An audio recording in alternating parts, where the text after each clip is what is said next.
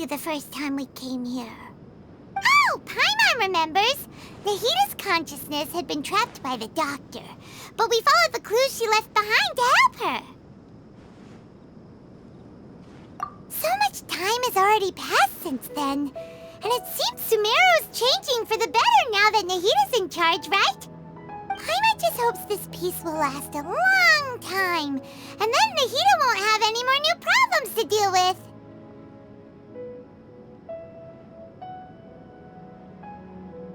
Yeah, guess you're right.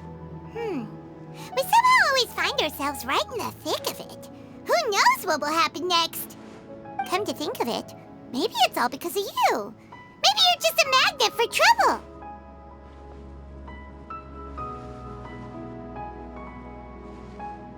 Huh? Me? Before Paimon ran into you, Paimon never ran into any trouble. At most, when she was super tired, Paimon got caught in some strange whirlpool and sucked out into sea. And even then, you fished Paimon out. Anyway, for Nahita's sake, maybe we should think about heading to our next destination for now. Ah, look who it is. Running into you in a place like this? I can see you two still love wandering around. Oh, it's Dia!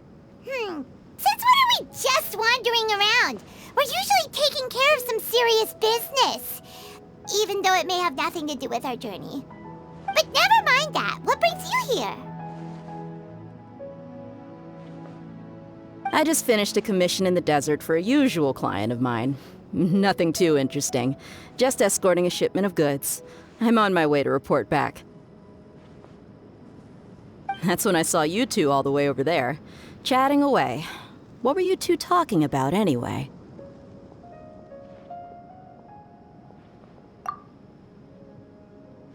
Huh? You serious? Can't say I saw that coming. But you are travelers after all. I guess you'd never stay for too long in one place. Bumping into you like this will become a rarity. I'm starting to feel sad just thinking about it. Hey, how about I gather a few mercs to escort you two? What do you say? Thanks, but no need. Oh, Paimon had no clue you'd miss us so much. But don't worry, we'll come back to see everyone when we get a chance. Sounds good. All you need to do to get to Fontейне is cross this stretch of desert and navigate some waterways. Knowing you two, I'm sure it won't be anything you can't handle. So, when are you leaving?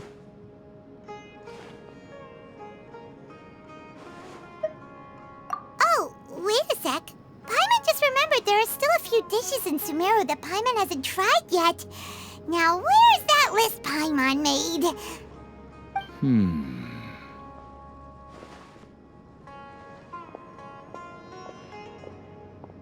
I see. Guess you won't be needing a going-away party or anything. It's sad enough to see you go like this. Though, now that I think about it, Sumeru wouldn't be what it is today without you. Seems true heroes always prefer leaving quietly.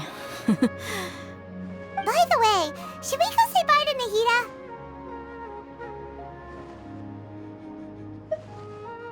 Oh, good point.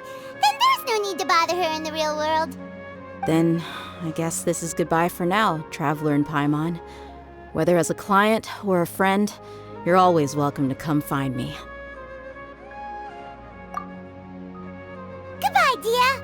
Bye-bye, Sumeru.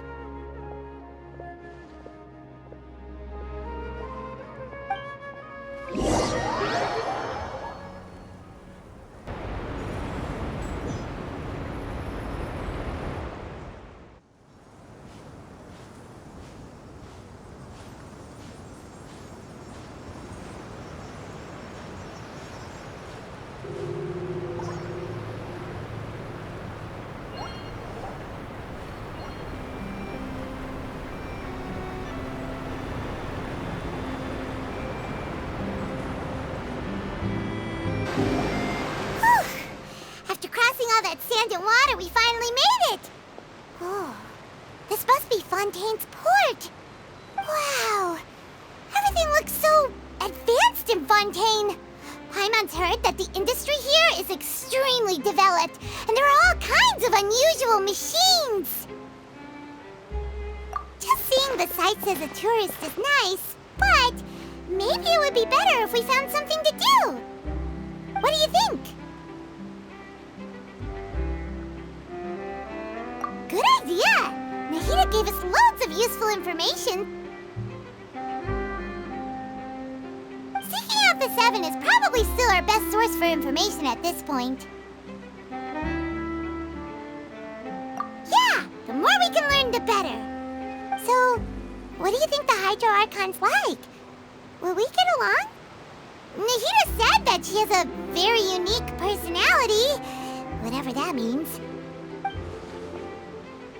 To learn about a nation's god, start with the nation's people. There seems to be some locals talking over there. Let's go see if we can join the party.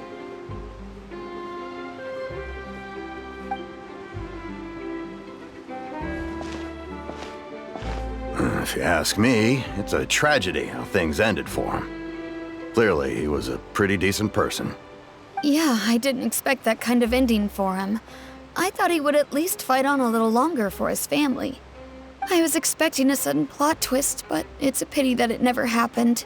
Still, his story is quite the tearjerker.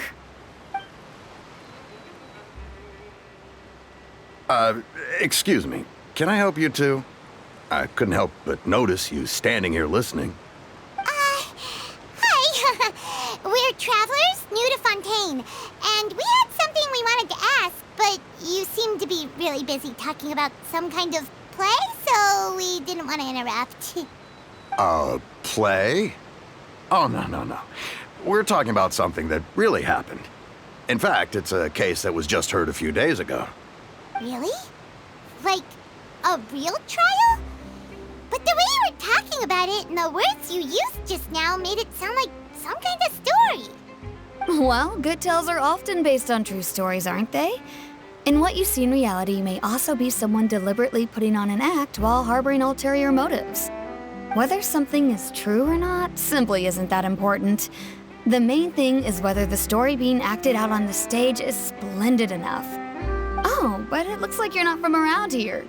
You probably don't know that the Fontaine Court of Justice is called the Opera Epiclese, or more commonly known as just the Opera House.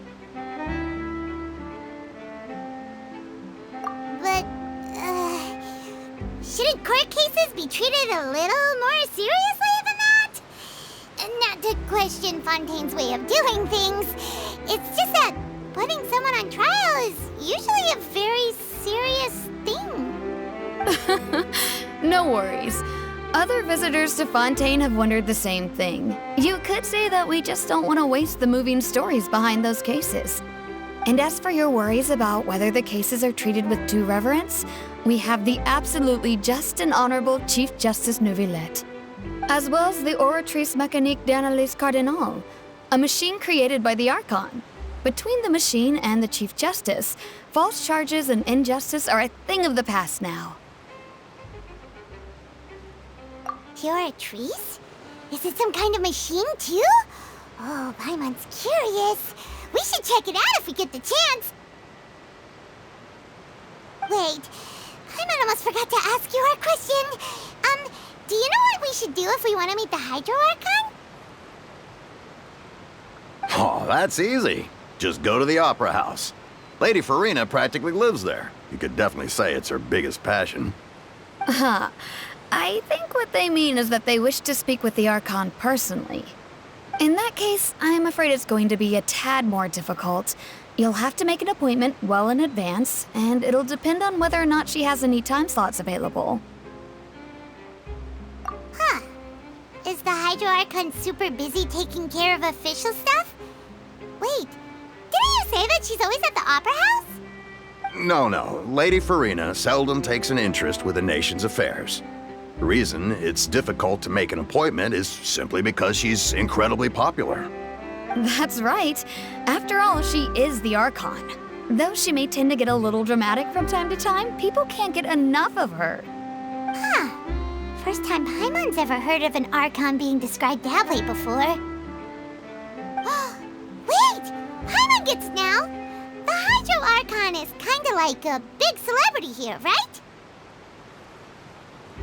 Yeah, I suppose you could say that. Perhaps you could even say our mascot. Hang on. This is still Fontaine's Archon you're talking about. You should show some more respect. Yes, you're right. I guess I should at least try to be a little more respectful in front of visitors. Otherwise, I might get arrested and find myself face to face with Monsieur Neuvillette. Come on. Sure, there's a lot of laws here, but nobody's going to be arrested for saying something disrespectful about the Hydro Archon. Alright, I think we get it. Thank you! At least we now know that we can find the Hydro Archon at the Opera House. But who knows how long making an appointment will take? Guess we could have a look around the city in the meantime. Hey! What are you looking over there for?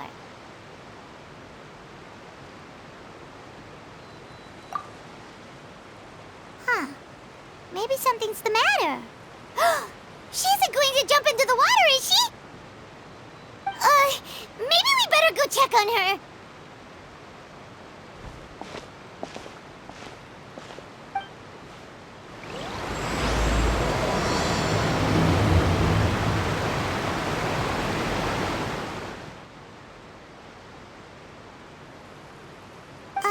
Hello there. Excuse me. Are you alright? Huh? I'm fine. Thanks. Oh, okay then. We just noticed that you seem to be worried about something. About many things, actually. But there's nothing I can do but just keep my troubles to myself. I was just reminiscing about a place my brother and I would play when we were kids. It was just atop that hill over there. See? You're pointing at the sea. Wait, are you saying that you and your brother lived in the water? Though people call the waters around Fontaine a sea, it's actually just an inland lake that's filled with fresh water. And though I can still see that hill clearly in my memories, now it's been completely submerged. He would skip and jump, tossing sand in the wind. The sun shone brightly, and the air was filled with the scent of the sea. But now, the water is gradually swallowing our memories. It won't be long before it swallows us. Sorry. Paimon doesn't really get what you mean. I don't believe we've had the pleasure of meeting. Are you Lynette's new friends? Oh, and you are? Thanks for looking after my sister. She often comes here to reminisce about our childhood, that's all. There's no need for any concern. Allow me to introduce myself. I'm Linny, and this is my sister Lynette. If I had to guess, I'd say you must be travelers from abroad. Nice to meet you. Paimon is Paimon, and this is the Traveler. We just arrived in Fontaine. We were just talking with your sister. Even though we didn't really get what she was saying. I see. It's unusual for Lynette to be so willing to talk with anyone. In fact, she seldom speaks at all. I'm usually the only one she ever talks to. Oh, really? Then you two are just like us! Paimon's always the one talking for some reason.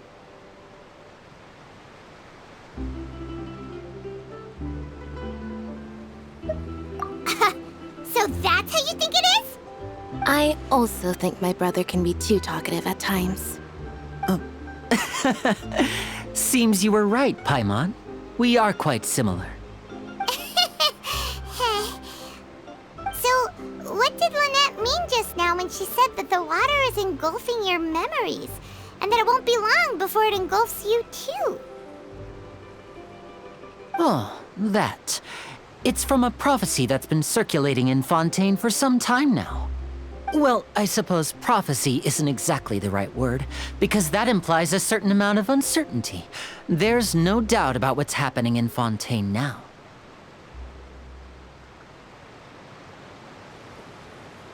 Where to begin?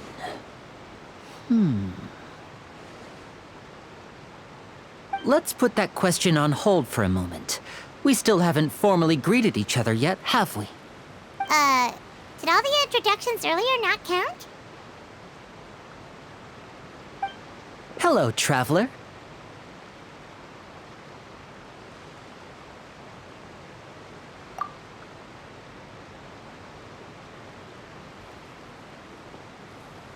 And hello, Paimon. Hey! Why didn't Paimon get a handshake? You're not poking fun at Paimon, are you? Please, don't take offense.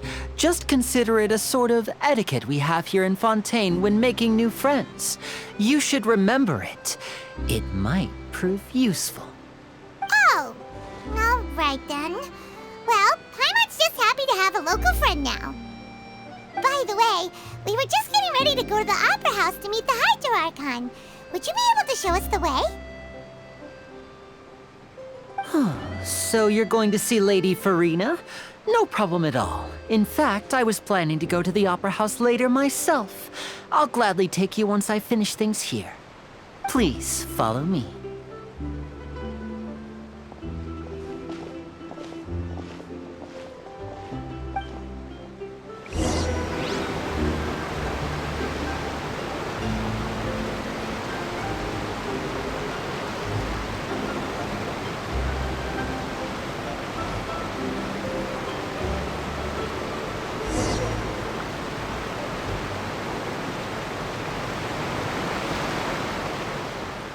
You said you were going to see Lady Farina?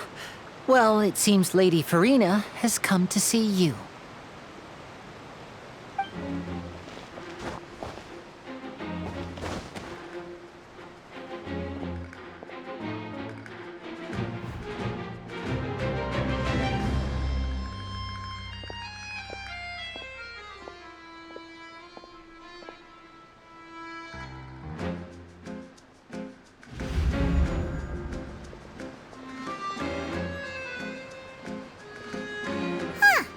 So, she's the Hydro Archon?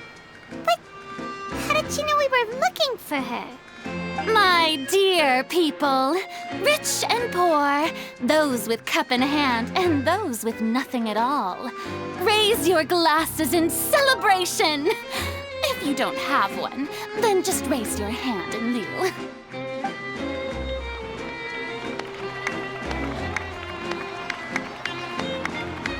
As you can all see, two unfamiliar travelers have arrived in our nation. Come, let us make a toast in honor of this traveler and her companion who have journeyed here from distant lands.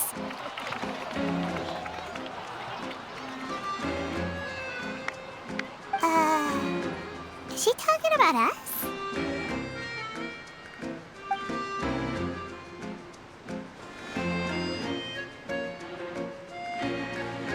I've long heard of the turmoil and chaos you left in your wake as you visited other nations, but I welcome you nevertheless.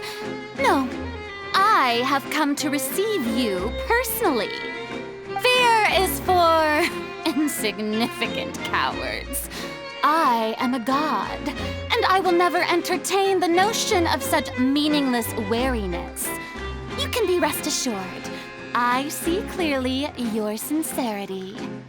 Of course, seeking an audience with me is the most sensible thing to do.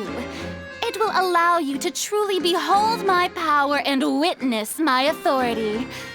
Intelligent people always gather under the correct banner.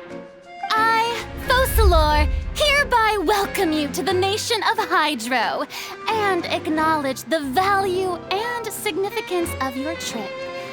Now, you may rejoice in this.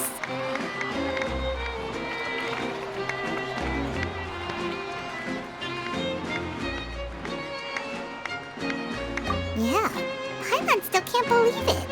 Feels like we've only been here for a few minutes.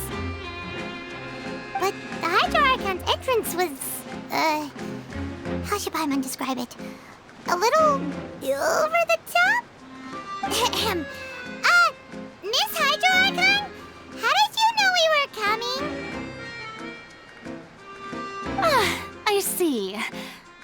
Outlanders, you inevitably lack even some of the most basic understanding.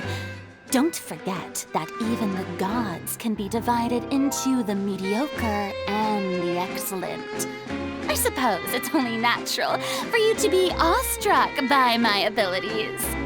You had best stop and consider. Do you really have the noble qualities and etiquette necessary to communicate with a god?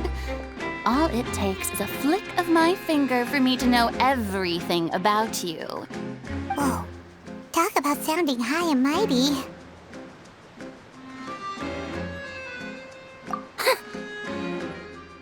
Oh? What's with these looks? Perhaps the welcoming ceremony still isn't enough? What else should I say then? Is she waiting for us to start talking? Wow, I didn't expect to see Lady Farina here. What a surprise! Wait, does this mean they're the legendary blonde traveler? How did I not notice before? Hey, what's all the commotion? Oh, is that Lady Farina?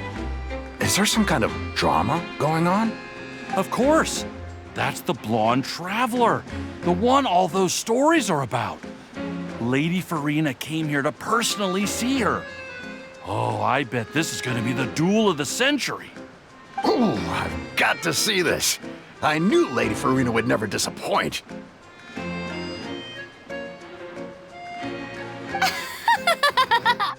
Yes, but don't get too excited now. My dear believers and spectators alike tend to get quite rowdy, and despite the noise, I've come to tolerate all their ruckus.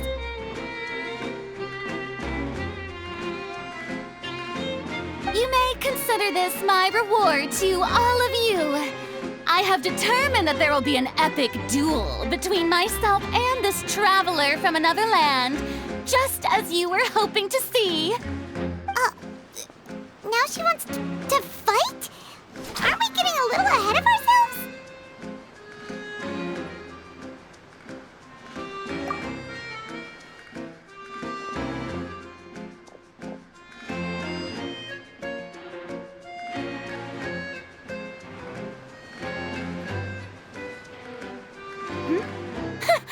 Are you not afraid? Might I remind you that this is a duel against the divine? What are you trying to do, traveler? Provoking a god in front of her people? Stand down, Clorend. I admire her bravery. Few have the courage to draw their sword against a god. She is obviously a true warrior. Unfortunately, people nowadays only crave to be thrilled, and a mere duel will not slake their thirst for excitement. Huh. Yeah, she's right. Just a duel wouldn't be all that interesting. On Araneus, criminals are always requesting duels to defend their honor. They're getting a bit old, to tell the truth. You see. Then, as the god of justice, I shall face this traveler in another kind of duel. A duel in court! All right! Now that'll be worth seeing! Right. This is Fonteyne, after all. It's such a grand opera house, it would be a pity not to use it. Why do you care so much about the crowd's reactions? Seems you've spent a little too much time in the opera house. Besides, how exactly do you plan to have a duel in court? You mean you're going to put us on trial?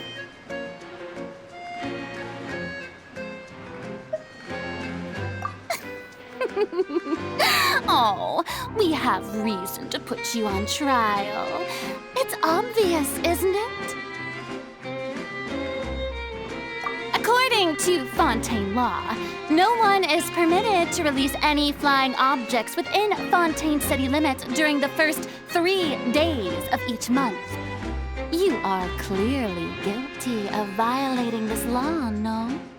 Oh, so that's what they've done wrong. That's our Lady Farina. No one knows the laws of Fontaine like she does. You call that obvious? object? You mean Paimon? Precisely! Now, if you two have no objections, then in the name of the Hydro Archon, I order your arrest. My apologies, Lady Farina. I don't mean to spoil the fun, but if you would allow me to interject, I don't think that Paimon here meets the definition of a flying object. You tell her, Linny! Finally someone who's not crazy. How could anyone call Paimon a flying object? Great magician Linny, my beloved citizen. I'll permit you to object, but how exactly do you plan to prove your claim?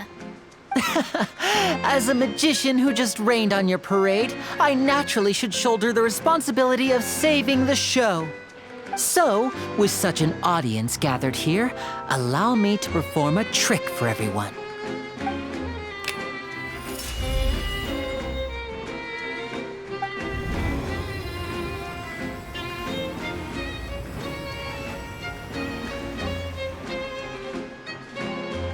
Ta-da! What's that on Paimon's back? Hey, when did you do that?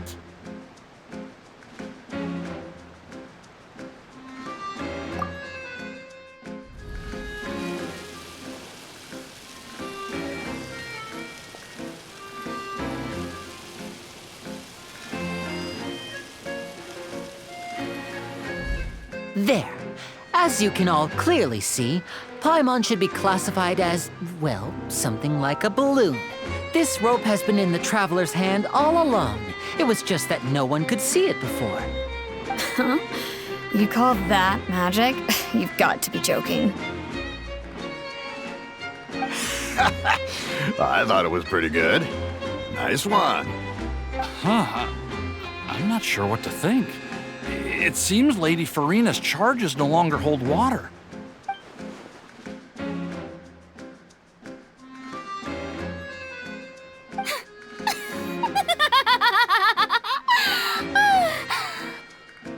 Amusing. Very amusing, Linny. Just the sort of unexpected twist that I enjoy. With you here, today's performance can finally be called complete. Performance? You see all this as a performance? In which case, consider the matter of your trial resolved. The god of justice will not bring charges against an innocent person. But when there are valid grounds, I will not only judge travelers from abroad, but even the gods of other lands. I look forward to seeing your upcoming performance at the Opera House, Mr. Linny and Miss Lynette. That's enough for now. Toodaloo!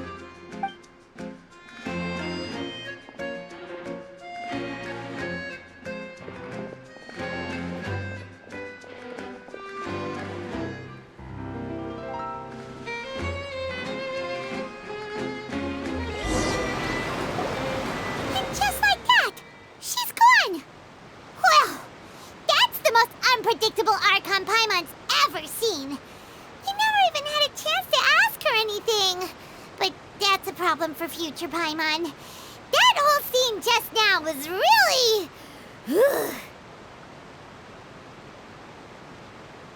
Don't mention it. I just happened to remember that there was such a law, so I did a little preparation, just in case.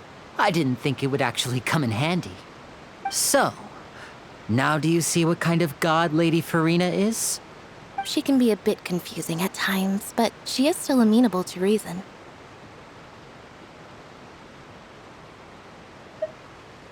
Anyway, Paimon had no idea you were a magician, Linny. It sounded like you'll be performing at the Opera House, right? I just know a few simple tricks I use to make a living. Lynette is my assistant. It will actually be my first time performing on the most prestigious stage in Fontaine, the Opera House. But isn't the Opera House where criminal trials are held in Fontaine? When there are no public trials being held, the Opera House hosts a variety of other performances. To the people of Fontaine, the line between a trial and a performance can be a little blurred. And speaking of performances, I would be remiss to forego this opportunity gifted by fate. Might I invite the two of you to see my performance? My brother's always excited to make new friends. Oh, sure. We don't really have anything to do now, and we wanted to go to the Opera House anyway. Splendid. In that case, why don't we go together? I'll show you the way. I just have something to take care of first. Oh, you really mean it? Then I'll take you up on your offer. This is a magical item known as a magic pocket. Perhaps you can help me distribute them to the people here. Huh? What are they going to use it for? About that... You asked me before about the prophecy, right? Let me start by telling you a little more about what it entails. I'm not sure exactly when it began, but a prophecy has been circulating around Fontaine. It says that every person in Fontaine is born with sin. No matter how the nation of justice holds trial after trial, this sin cannot be absolved. Until one day, the water levels in Fontaine will rise, and the sinful people will slowly be drowned. In the end, the people will all be dissolved into the waters, and only the Hydro Archon will remain, weeping on her throne. Only then will the sins of the people of Fontaine be washed away. That sounds pretty gloomy. Why are people in Fontaine born with sin? What is that supposed to mean? There are lots of guesses. Some say that the ancestors of Fontaine stole the power of the seas and stirred its wrath. Others say that the people of Fontaine never heeded the first Hydro Archon's warnings and offended Celestia. But here in Fontaine, evidence is what matters. There hasn't been concrete evidence for any of these claims, so they can only be regarded as conjecture. If even the people in Fontaine don't know what sin they committed, wouldn't it be better just to ignore the prophecy completely? Why bother feeling guilty all the time? That's exactly what the people did at first. But in the last few years, the water levels in Fontaine have actually started rising.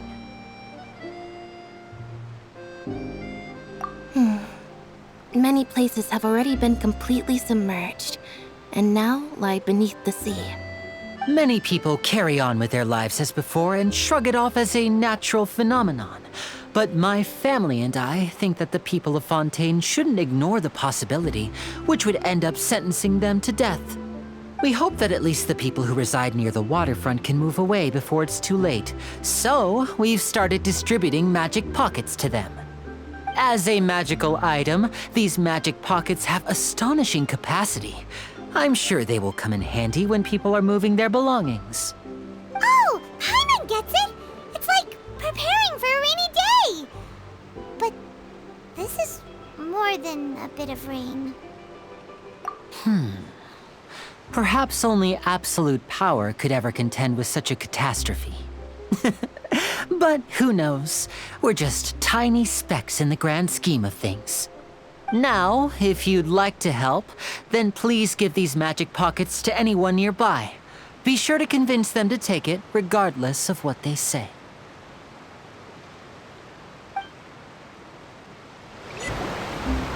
So you're the blonde traveler that everyone's been talking about.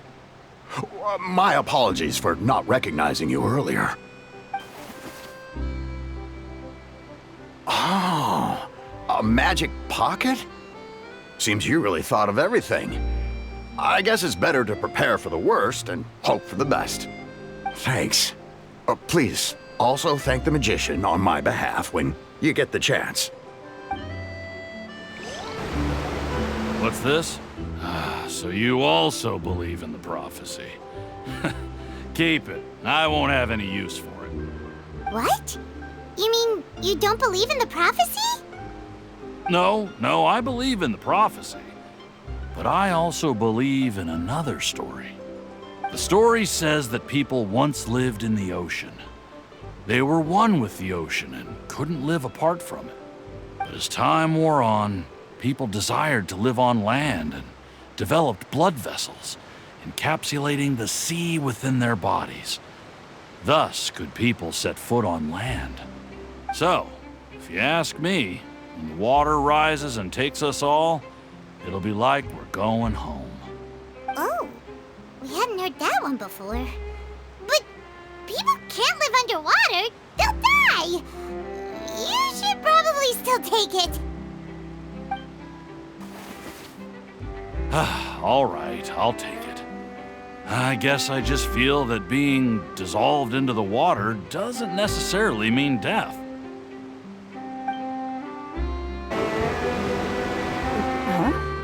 I don't want that thing. Way I see it, if the prophecy's true, it's still gonna be a long time before the water can cover everything. Life is all about living in the moment.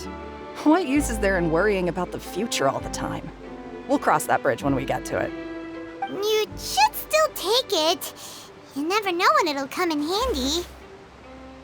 Oh, all right, fine. Thanks. It's just that if I start moving, that means I've already given up on the life I have now. I'd really rather not. Oh? You already handed out all of the magic pockets? That was fast. So, what did people have to say? I bet you heard some, interesting opinions. Yes, but that will change once disaster strikes. I know they'll change their minds, so it's only right to help them prepare. Is there anything else you need to do before we leave? Yes, one last thing. I have the magic pockets made by a workshop in the Cour-de-Fontein. Since we're out and about, I was thinking about bringing him some more materials. So, you want to collect materials? Just tell us what the materials look like and we'll help. Many hands make light work.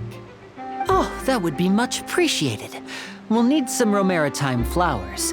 I remember seeing them near the waterfront on the east side of the harbor. You made quick work of that. I can tell you're an experienced traveler. I've also finished collecting a few here. Maybe next time you'll feel like helping too, Lynette. No way. I'm in power-saving mode today. Otherwise, I fear I may not have any energy left for the performance at the Opera House. Fine. Though the performance is still a long way off. Now that we're finished here, we should get ready to head back to the Cour-de-Fontein. So, we're going to the Cour-de-Fontein before we head to the Opera House? Good. Paimon wants a tour of Fontaine's largest city and try...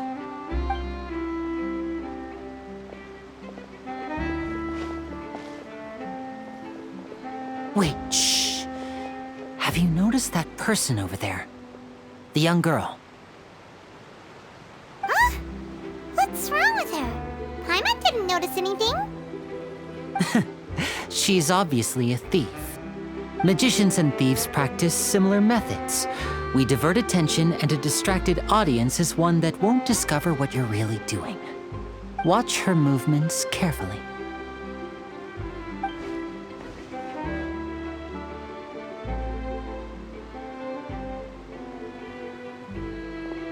Oh, he's right! Shh, keep your voice down. We need to think of a way to catch her, but it seems she's very alert. Perhaps we should split up. You two can ride the lift over there and wait up top. I bet that'll be her escape route if she tries to run. All right, let's go. This is the spot where Linny wanted us to wait.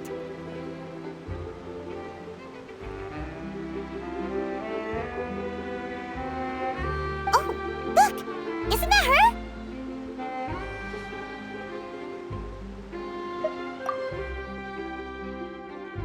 Oh no! Did she notice us? She started running the other direction. What should we do? Should we chase her?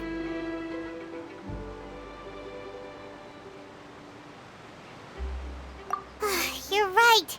She might also be trying to lure us away.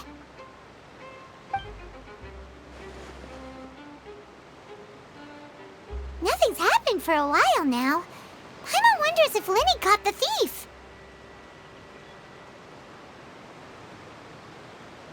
Yeah, let's go. Are you sure that's all she took? You should check to make sure you're not missing anything else. No, that was all. Oh, I can't thank you enough. I didn't notice a thing earlier. Anyway, I should be going now. Thanks again. Oh, were you returning what the thief had stolen? That's right. Pity I wasn't able to catch her. She distracted me by dropping the thing she stole on the ground. By the time I looked back, she was already gone. I saw the general direction she went, but Linny twisted his ankle, and I needed to make sure he was okay. Oh, did you get hurt, Linny? I'll be all right. It's just a twisted ankle, that's all. In fact, it's feeling better already. If you want to play at being a hero, at least try not to get hurt doing it. Imagine what would happen if you managed to derail our performance as a result. You're right. Sorry, Lynette. I have to admit that the thief was even more skilled than I had anticipated. But at least we were able to get the stolen items back, so it wasn't a complete failure. What a slippery little thief. Guess things turned out all right in the end, though. Linny's initiative paid off. All right, let's put this little detour behind us. We should go to the Cour-de-Fonteigne now.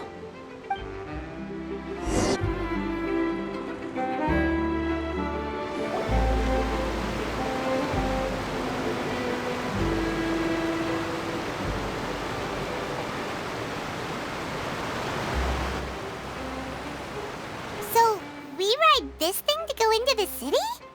What an ingenious way to get around. People in Fontaine really know how to use water. This is an aqua bus. It allows people to travel between several key locations around Fontaine. It's pretty convenient, but the ride can become a little dull after a while. The scenery is always the same. That's why it's better to travel with friends. So you mean it's still boring even when I'm riding with you? No, that's not what I meant. It's just that, well, you don't really talk that much. Besides, it doesn't really feel like a real trip when it's just the two of us. It's the same as being at home. Whatever. Guess that's what it's like to be an older brother. It's about time for us to leave. Let's get on board.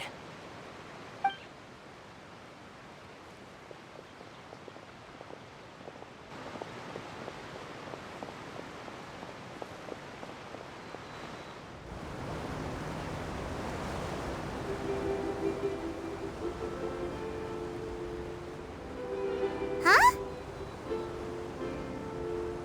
What? Traveler! Paimon! Charlotte! Oh, I never guessed I'd bump into you while riding the aqua bus. In the story of my life, this is big news. What are you doing in Fontaine? I didn't hear anything about you paying us a visit. Yeah, it's quite the coincidence. But as travelers, we're always on the move. It's not surprising that nobody knew we were coming. Though we still have no idea how the Hydro Archon knew about us. Oh, let Paimon introduce you to our new friends. Oh, no need for introductions, Paimon. I would recognize the great magician Linny and his assistant Lynette anywhere. I wouldn't be much of a reporter if I didn't know who they were. It's a pleasure to meet you. I'm Charlotte, a reporter for the Steambird. Nice to meet you. From the Steambird, huh? We've often relied on your paper to promote our performances. It's an honor to meet you. everyone knows each other, Fontaine suddenly doesn't feel like such an unfamiliar place. So, what have you been up to lately, Charlotte? Any big news? Not too much. When there isn't any breaking news, I mainly cover the trials at the Opera House. You can still manage to keep readers' attention as long as you tell things from a clever enough angle, even if it's the same old topics. For example, reporting on how a scammer once deceived vulnerable girls into relationships, or how a financial criminal was once so poor that they ate a single piece of bread for 5 days.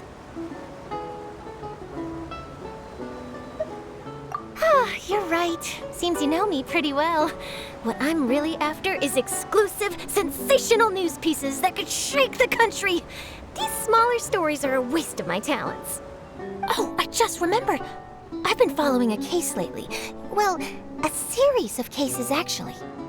You mean the serial disappearances of young women case? That's right. These stories are the talk of the town right now, and it's probably the most mysterious case we've ever seen. If I'm the first with a draft ready to publish when the case is finally cracked, and it's the headline story in the Steambird, oh, when that happens, I bet all the other reporters will shed tears of envy. I've already gathered all kinds of materials. I just can't wait for the truth to be revealed. So, what is the serial disappearances of young women case? You mean the culprit hasn't been found? That's right. The first missing girl case happened almost 20 years ago. And ever since, after a period of time, another girl disappears. What the cases have in common is that the girls are all of a similar age, and that they've all vanished without a trace. But the scariest part is that to this day, none of the girls have ever been found. Many suspects have been arrested over the years in connection with this case, but shortly after each arrest, another disappearance would always happen.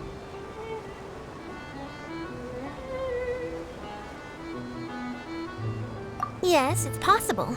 But either way, I believe that every case has some precise truth behind it, waiting to be exposed. Yes, I agree. And at the very least, the family of those missing girls deserves some sort of explanation. I just imagined for a second what I would do if Lynette were to suddenly disappear. I'd pay any price to get her back, and then find a way to track down the culprit.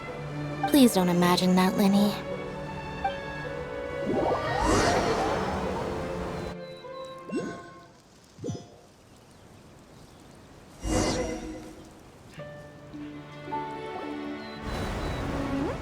Hey, we're almost there! Look!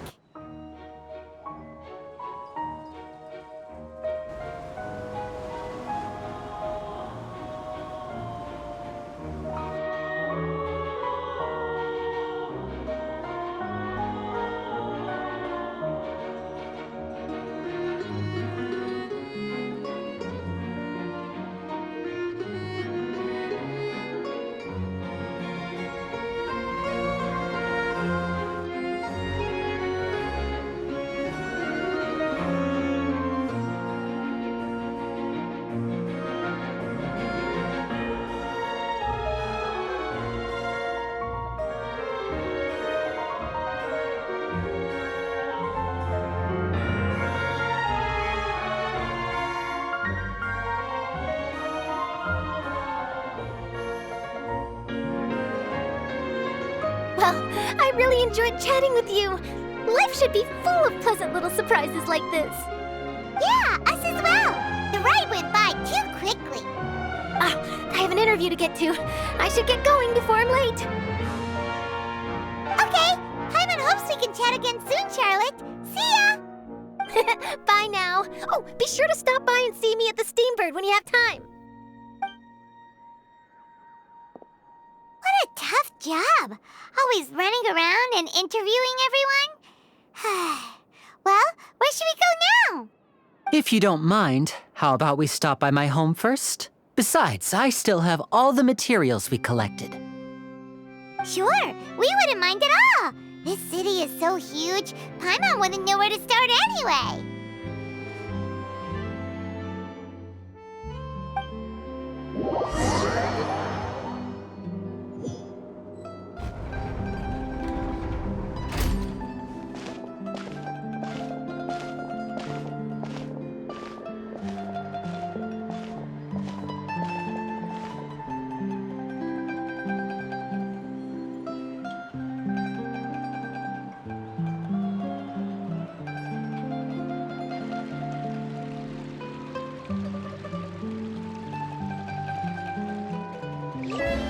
This is our current abode. Ah, Fremine, you're home. Where did everyone else go? I have some new friends that I would like to introduce. Oh, they all just went out a moment ago.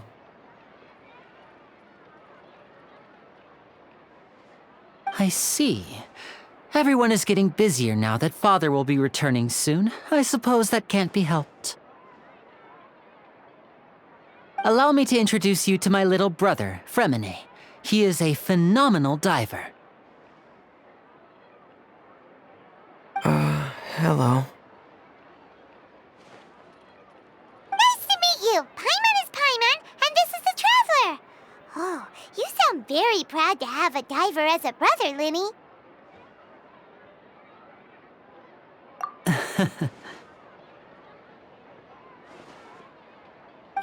Linny, could you come here for a moment?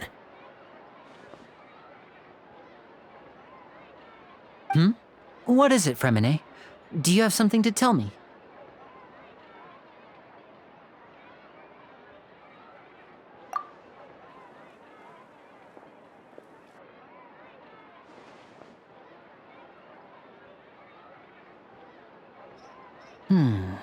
Okay, I see. Is everything all right? Oh, it's nothing. We were just discussing a little housework. Sorry for the interruption. Oh, before I forget, the Traveler and I collected more materials to make magic pockets. Were you able to get any, Fremine? Yes, I went diving and gathered lots of materials. I was about to give them to you. That's our Fremine, always quick with the underwater work. All right, I'll take these to the workshop.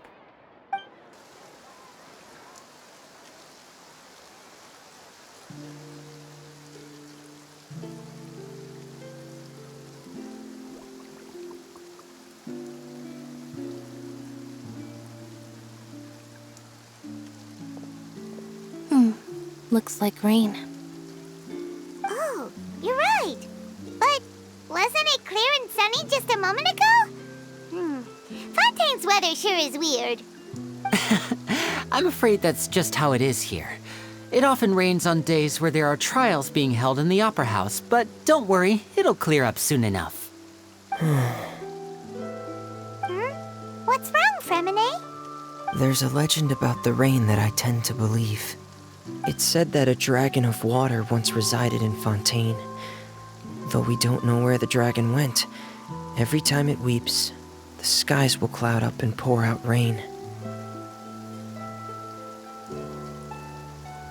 When I was a child, my mother told me that if I wanted to go outside and play, I should yell toward the sky at the top of my lungs. Hydro Dragon! Hydro Dragon! Don't cry! If it's an elemental dragon, then having the power to make it rain wouldn't be very unusual. Let Paimon try something. Hydro Dragon, don't cry!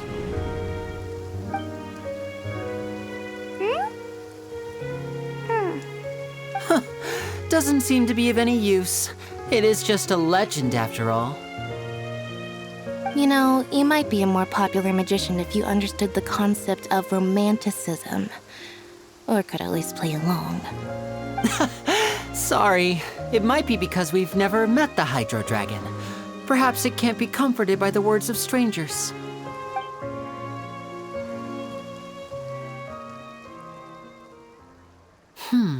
It rained for longer than I suspected. Oh, it's already getting late. Was there something you needed to do, Linny? Yeah, some preparations for the show at the Opera House. I need to find a way to catch the last aqua bus of the day. On the day of the performance, just ride the aqua bus to the island of Araneus. I'll have Lynette meet you at the fountain in front of the Opera House.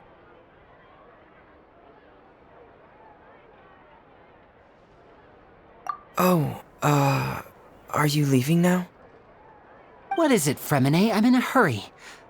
Oh, I get it. You feel nervous delivering the materials for the magic pockets, is that it? Perhaps we could trouble the Traveler to help us take these materials to the Beaumont workshop and deliver them to the owner there? I'm afraid that Fremine can be quite introverted, and the boss there tends to be pretty talkative. Fremine has always been a little afraid of her. No trouble at all! Don't worry, we're on the case! Sorry for the inconvenience. I'm quite useless when it comes to such tasks. I'll think of a way to make it up to you. Oh, no need. This will be a walk in the park for us.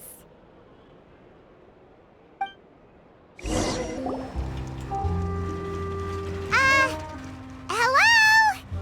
Is there anyone here? Oh, hello there. New customers? Looking to buy, or do you need something made?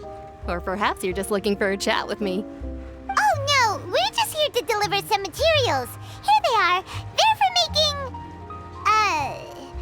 what were they called again?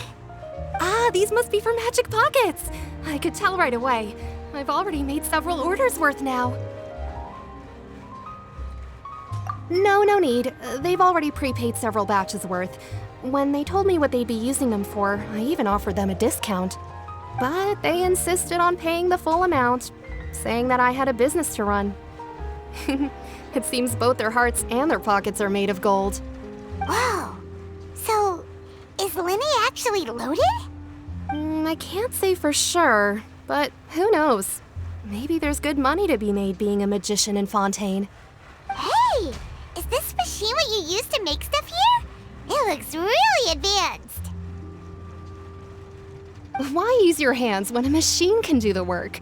It would be a waste not to use the latest technology, and wasting is a kind of crime. But where does a big machine like that get its power from?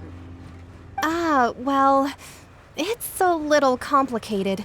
I'm not sure I can put it in layman's terms for you. But basically, everything we usually use here in the city is powered by indemnitium. It's a type of energy that's produced from trials.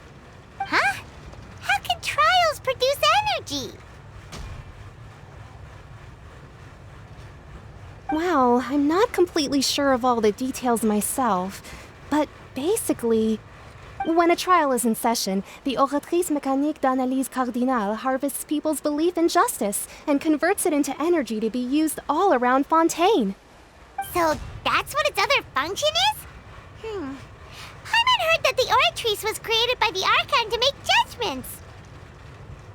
But Paimon still doesn't get it. How could something unreliable like people's beliefs be turned into a stable power source for these machines? Oh, yeah!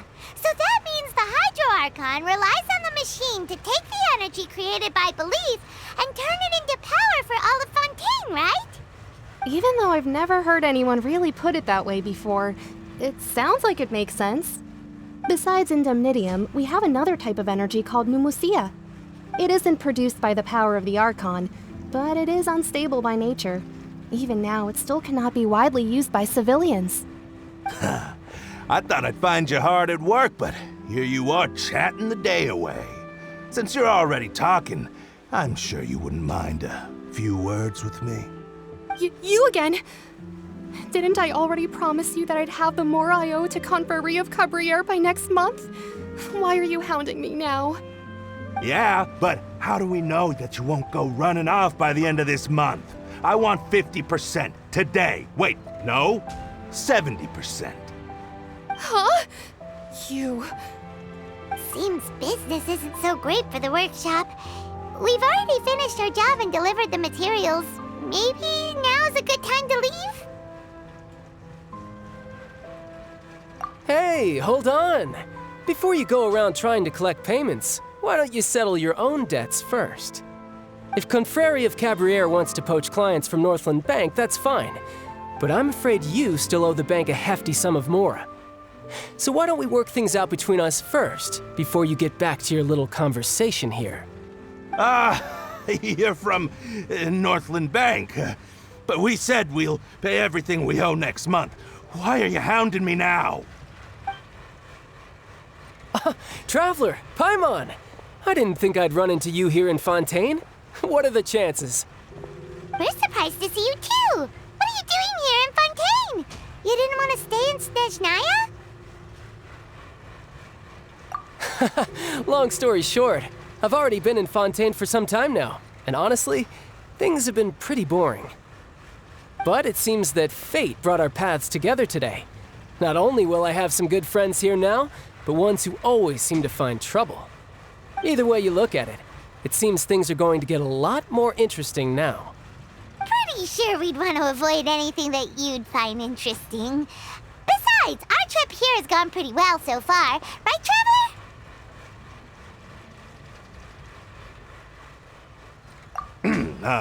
Hey, you, Northland Bank boy. Aren't you forgetting something? Don't interrupt. It's not often I run into the Traveler like this. Why don't you wait for me over there for a while? You kidding? Aren't you the one looking for us? You really expect us to sit and twiddle our thumbs while you catch up with your friends? Listen to me, boy. If you want your Mora, fine. Why don't you come and take it? Hey, I just said not to interrupt. Oh, by the way, Traveler, the last time I took Tonya and Tusser ice fishing, Tusser said, "Hey, that's way over the line! All right, boys, let's see who has to pay up now!" Can you at least let me finish one sentence? Fine. Though the bank told me not to get rough with our clients. You're the ones who started it. This is an act of self-defense.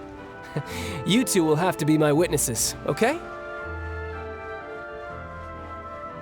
I'm sure this won't take long.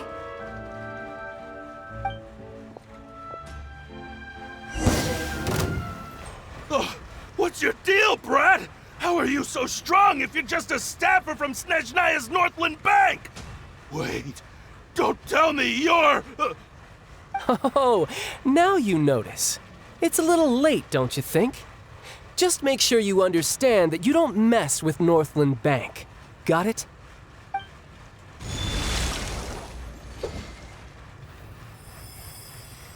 Huh? Now's my chance!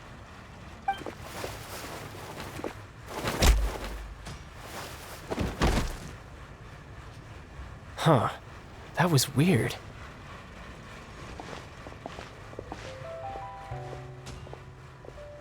I'm not sure. It's as if I suddenly lost control of my hydro powers when I needed them. Maybe there's something wrong with my vision? Strange. How could that happen? First time Paimon's ever heard of someone losing control of their vision. Never mind. It doesn't matter. If I want to stay sharp, I shouldn't be relying too much on my vision anyway. Besides, I always have my delusion in case I need it.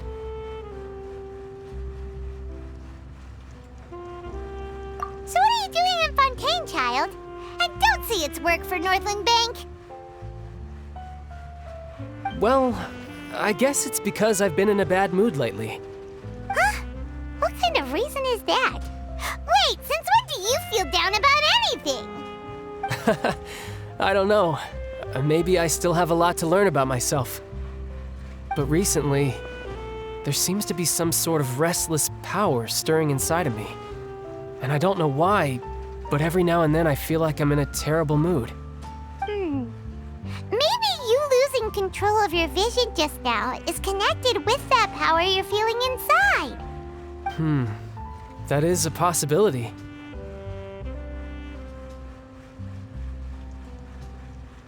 I can't remember if I ever mentioned it before, but when I was 14, I fell into some unknown abyss. It was during that time I learned nearly all of my abilities. The one who took me under her wing and taught me was named Skirk. She was always quiet and very mysterious. Nobody knew where she came from or what she had been through, and she was always very strict when teaching me combat techniques. One time, I asked her why she was willing to take me on as an apprentice. From what I could make of her answer, it was because I had awakened it, and traces of it remained on me. She said that all my combat training would be useful in the future. But what is it? What did you awaken? She never explained that. But my guess is that it's related to a dream I saw when I had just fallen into that abyss.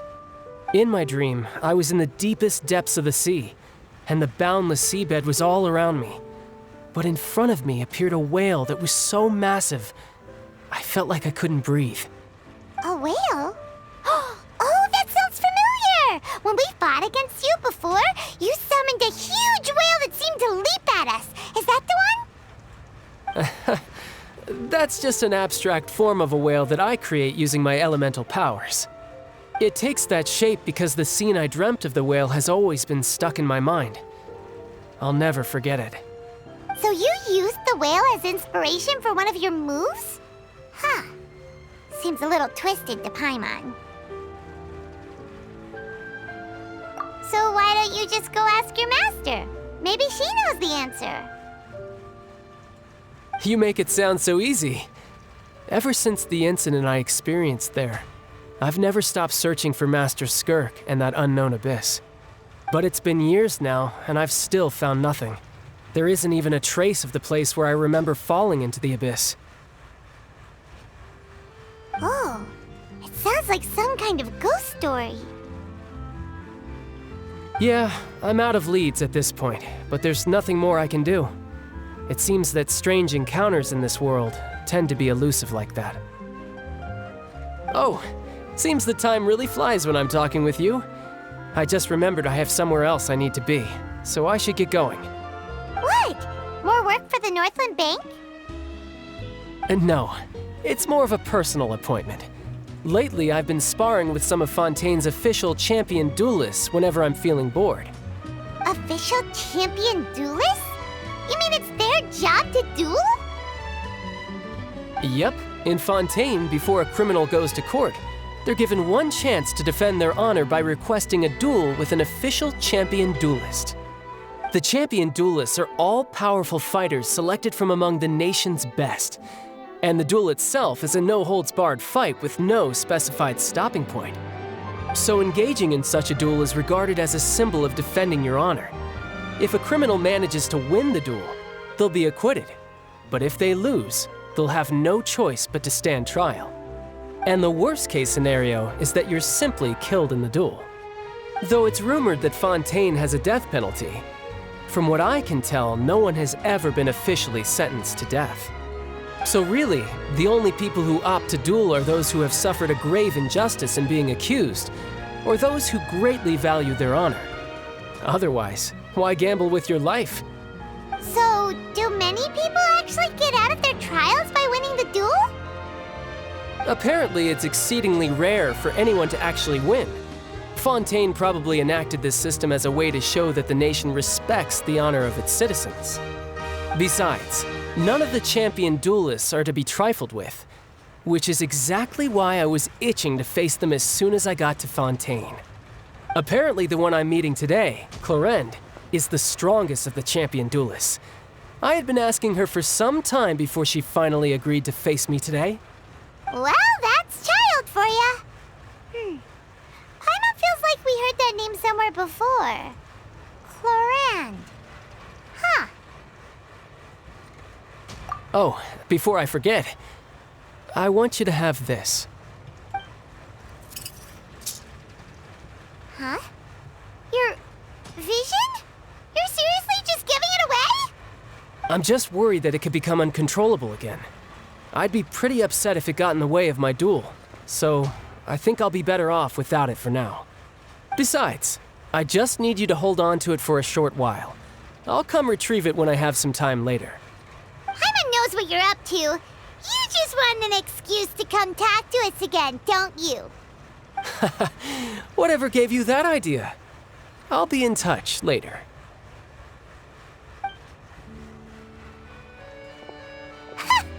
That sneaky guy.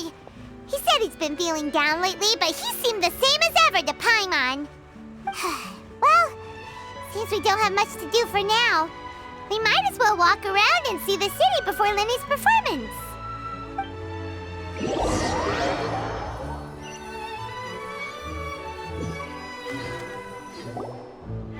Wow!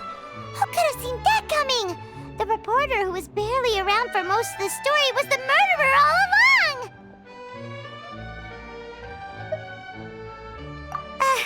Sorry.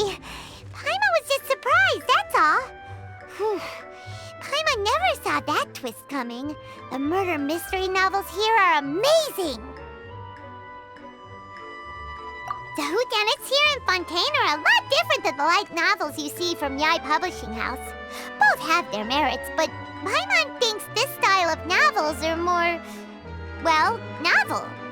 It's so exciting to reach the moment when the mystery is uncovered, especially in the one Paimon was just reading. You should buy a copy and read it too. Oh, sorry about that. Paimon will be more careful next time. Hey, shouldn't we be heading to the Opera House to see Linny's performance soon? It's almost time for the show to start, so we should get going. Whoa, now this is fancy! The Opera Epiclese. What a place to hold a performance! No wonder Linny and Lynette were looking forward to it. Huh, looks like there's a lot of people standing around the fountain up ahead. Oh, Archon, please bless us with a bright and healthy child. We pray. I don't know why you always feel the need to ask so much. I'll be happy as long as our child is healthy and lives a peaceful life. I guess if they're our kid, then there's no doubt they'll turn out smart. Maybe this is one of the customs in Fontейne. There sure are a lot of couples here. Vache. What's wrong? Vache. Vache.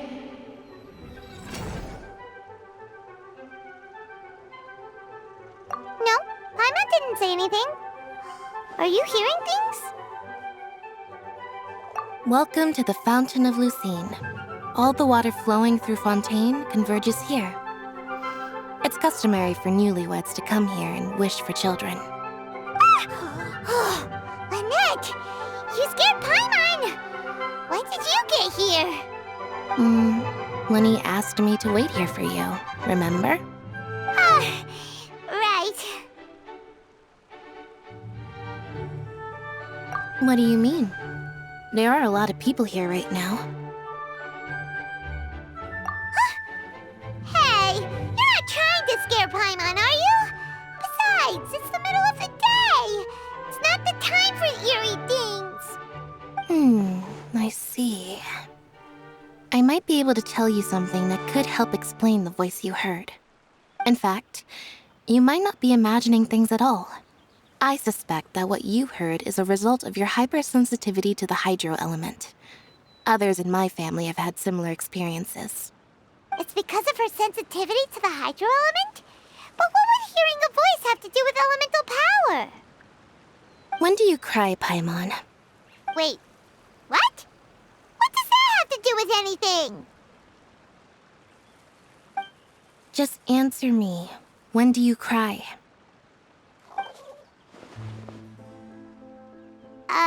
When Paimon's really sad? Oh, and when Paimon's super happy. Oh, and also when Paimon's really, really scared. Then you should understand that tears contain your most intense emotions. Like I just mentioned, the Fountain of Lucine is where all the flowing water in Fontейne converges.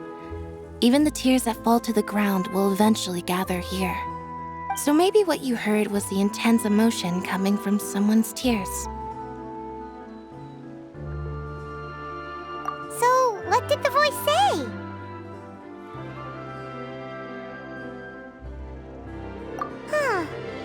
If you are hearing their emotions, then Paimon wonders what happened to them. Rather than worrying about them, we should worry about my brother first. Don't let that calm look of his fool you. He tends to get pretty nervous just before a performance. So chatting with Linny might help him relax a little before he goes on stage. Oh, right. That makes sense. Let's go in and see Linny.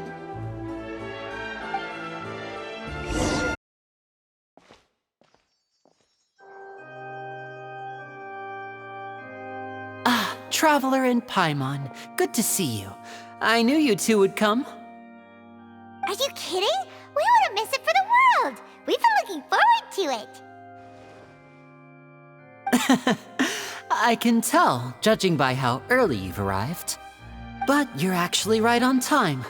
The audience still hasn't started entering the venue yet, which means now is the perfect chance for us to take you to the best seats in the house. Wait just a moment, I'll fetch the tickets.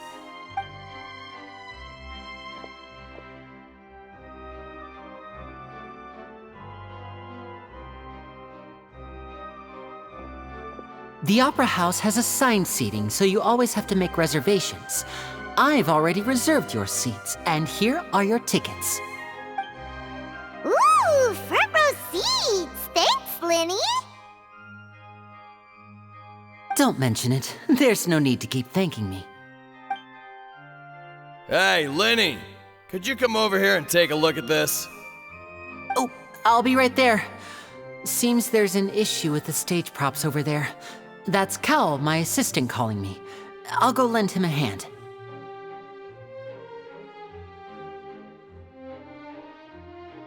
Yeah, we'll just go to our seats. You go ahead, Linny.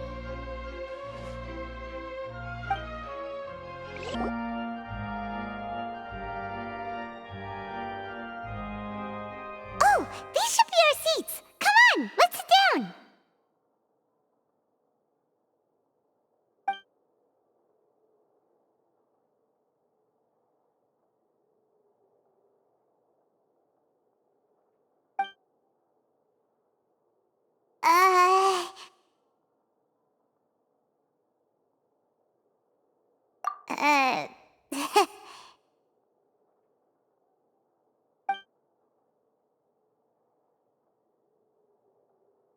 Hey, Traveler. Maybe we should strike up a conversation with the person next to us. Since we're sitting together and the rest of the place is practically empty still, it's kinda awkward if we don't say anything.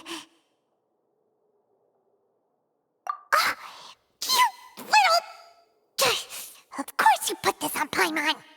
Excuse me, I did not realize you felt awkward. I am terribly sorry. I would be perfectly happy to chat with you if that is what you would like. Oh! So you heard all of that, did ya? Boy, you sure have good ears. Paimon thought she was keeping her voice down. Wait, that's not it. Paimon's... Sorry. Paimon's the one who was being rude, talking under her breath like that. So, let's talk, but, what should we talk about? Oh, Paimon's got it. You're also here early and sitting in the front. Are you a friend of Linny's too? A friend, you say? Well, if Mr. Linny would like to be my friend, I would be more than happy to reciprocate. Oh, so you're not friends with Linny then? Oh, this is getting more awkward by the second. Paimon nearly forgot to make her introduction. Nice to meet you. Paimon is Paimon, and this is the Traveler. We just arrived in Fontaine. It is an honor to meet you two. I have heard of your deeds across Tevat. And as required by proper etiquette, I will also introduce myself. I am... Oh, Monsieur Nervillet. What an honor it is to have you here to see my show. Ah, Mr. Linny. I should say it is in fact an honor for me to see your performance in person. Wait, Nervillet? Could he be... I saw you all chatting just now, but it seems you still don't know who Monsieur Nervillet is. Allow me to introduce you to Fontaine's Chief Justice. That seat is always reserved for him. It wouldn't be too much to say that he's the symbol of justice and honesty here in Fontaine. Whoa! Sorry for being so rude just now. Paimon had no idea you were such an important person. No offense taken. Being Chief Justice is merely what I do for work. Nearly every person has their usual reserved seat, so I'm not so special, really. And by the way, I should probably let you know, even though I would prefer not to. There's someone sitting up there in the VIP seats that has been striking a pose for quite a while now. I believe she is trying to give you a most elegant and impressive first impression. So I think you should take notice of her sooner rather than later, otherwise she may become flustered.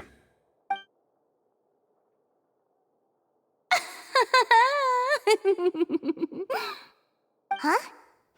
Oh, it's Farina, the Hydro Archon. Huh. She sure has a smug and satisfied look on her face. Guess she has no idea that you saw right through her act. Very good. That is for the best. No need to pay her any more attention. We may now enjoy the show. Huh? So is this what things are like between the Chief Justice and the Hydro Archon? All right, please wait just a moment longer. I've pretty much finished my preparations, and the performance will start as soon as the audience has made their way to their seats. Yay! The show's finally about to start! Paimon can hardly wait! Paimon's never seen a real live magic show before!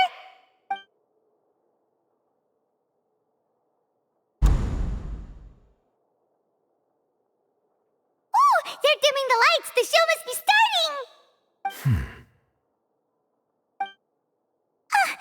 Sorry. Paimon will try to stay quiet. Welcome, one and all, to the Opera Epiclese. I am the star of today's show, Linny. And over here is my sister, Lynette, who will be working as my wonderful assistant. Please, let's give her a warm welcome. Hello, everyone. I know she may seem to be a little sleepy right now, but that's just a sign that she's nervous. Whatever. Now, some of you may be thinking, two vision holders who can freely manipulate elemental powers performing magic is not true magic at all. So, I would like to take a moment to assure you that elemental powers will have nothing to do with what you will witness on the stage today.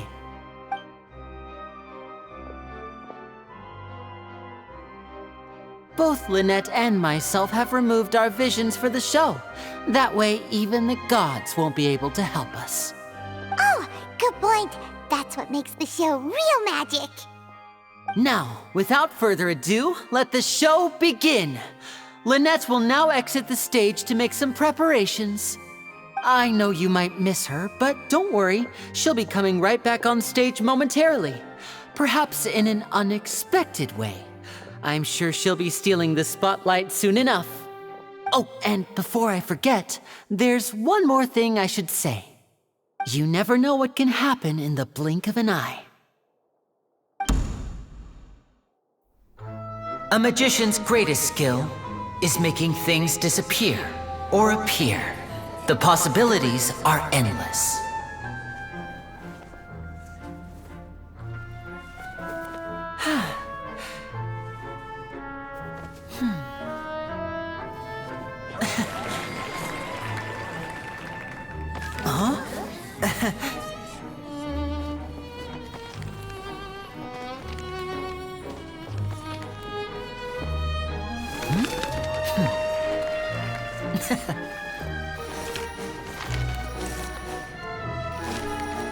But this isn't what you came for. These little tricks, you've seen them all before. So it's time for something truly extraordinary, don't you think? This one's a little tricky.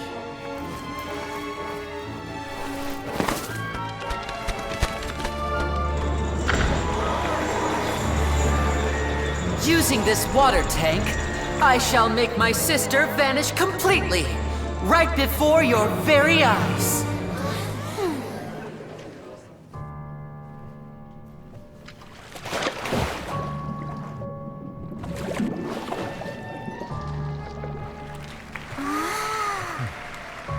It's actually quite simple. She'll just turn into air bubbles and float right out of the top.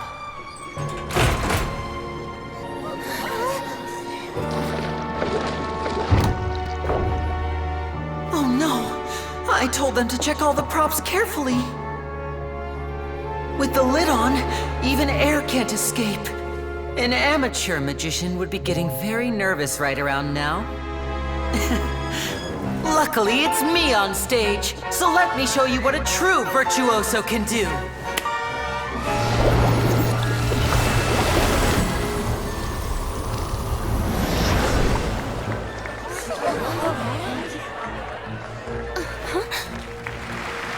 Lynette, are you still there? Don't go too far. We don't want to use up all our magic. Hi, I'm back. Uh-huh.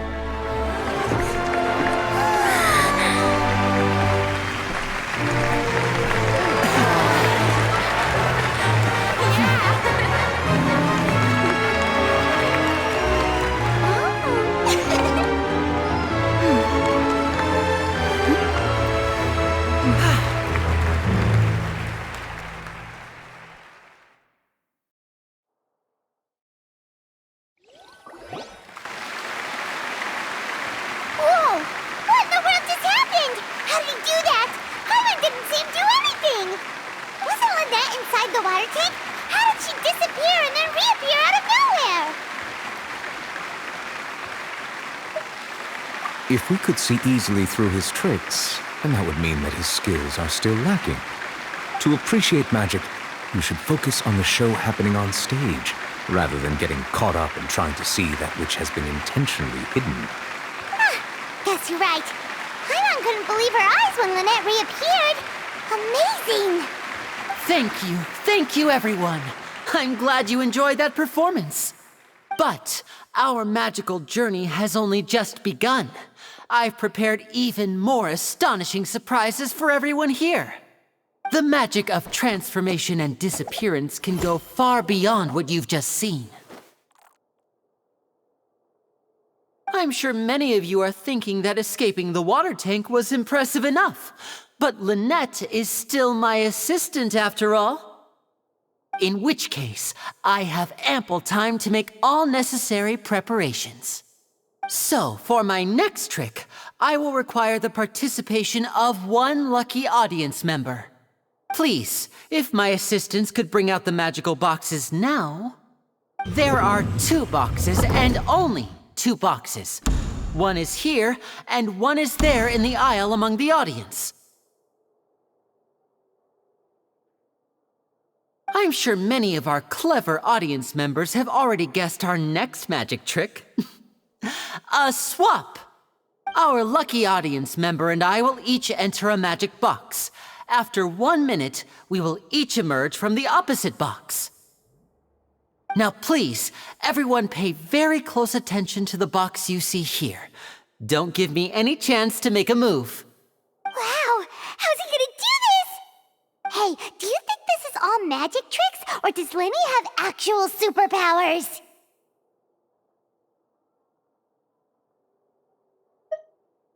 The lucky audience member will be generated by this random number selector. It selects numbers entirely at random. Even I don't know who will be chosen to participate. Now then, let's begin. Let me see. Oh, row 7, seat 3. Congratulations! You now have the chance to experience magic firsthand for an entire minute. Please, come forward.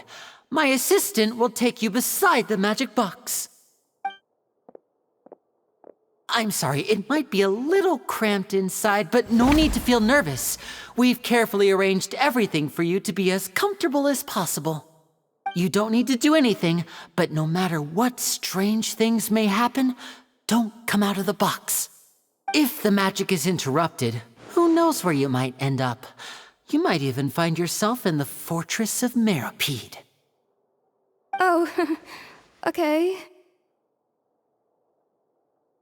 All right. Before I enter the magic box, there is one more thing I need to ask the audience to do. Could you all give me a countdown? Like this. 60, 59, 58. Just keep counting down. You can go a little faster or slower if you like. I won't be able to see anything in the pitch-black box, so I'll be relying on your voices to know when time is up. Oh, and no tricks now. If you quickly count from 60 in just 30 seconds, then I'll be in a tough spot. Ooh! Paimon kinda wants to count faster after hearing him say that! No, that won't do. I can see it in your eyes. You still can't be trusted. Let's practice together. Come on, repeat after me. 60, 59, 58. 60! 59! 58! That's right, perfect. Keep it going. All right, I'll see you all on the other side once you've finished counting.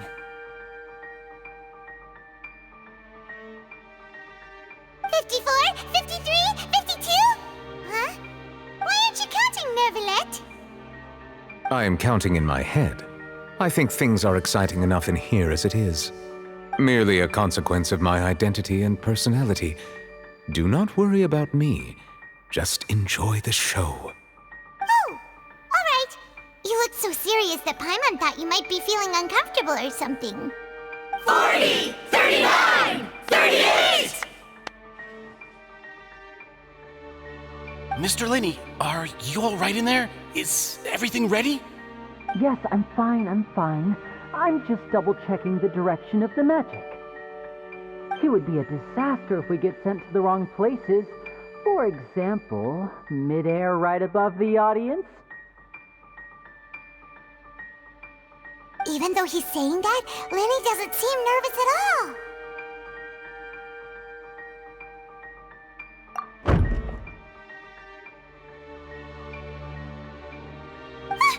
What was that noise?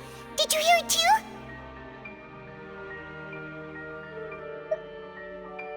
Not sure. Anyway, it doesn't seem like anyone's worried about it. 25! 24! 23! What's wrong, Mr. Linney? I can still hear you moving in there. I seem to have accidentally knocked over a decoration. I'm trying to fix it, but it's pitch black in here. I can't tell left from right. Never mind the decorations. There's no time for that. The show is what's important. No, that's unacceptable. I want my show to be perfect. Don't worry, we still have 20 seconds. Hear them counting? 19! 18! 17! It seems things aren't quite going as planned. I apologize, everyone. It feels like you're all starting to count faster, but that's all right. I know it can be tiring to do such a long countdown. 10 seconds and change is still plenty of time. 10! Almost there now. 8! Swapping two people is harder work than you might think. Even a master magician like me can't guarantee I'll get it right the first time. Hey, wait! Is this the back one? I can't tell. They both look the same inside. Huh? Nope, that's not it. I'll try again. 7! Hey, slow down! Honestly! 5! 4! 3! Whoops! That doesn't count! 0!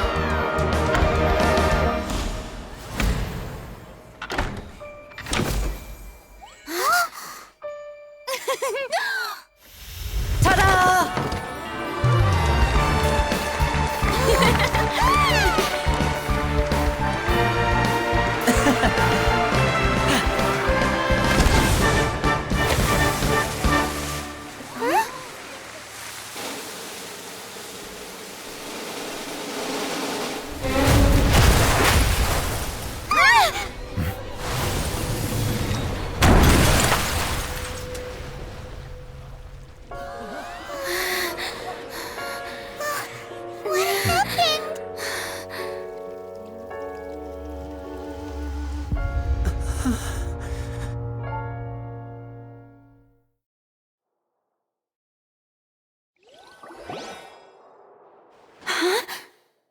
Is this part of the show? Mr. Linney, you're going to use magic to fix the stage now, right? What happened? Oh no. Maybe this isn't part of the show. The girl was still in that box, right? This performance is over. Medical staff with me. Guards, secure the scene and detain all the performers. Seal the exits. No one is allowed in or out at this time. Yes, that's right. If this was just an accident, then we must investigate the cause. But if this was all part of some scheme, then those accountable will not escape the judgment of the God of Justice. No need to be alarmed, you two. We'll get to the bottom of this soon enough.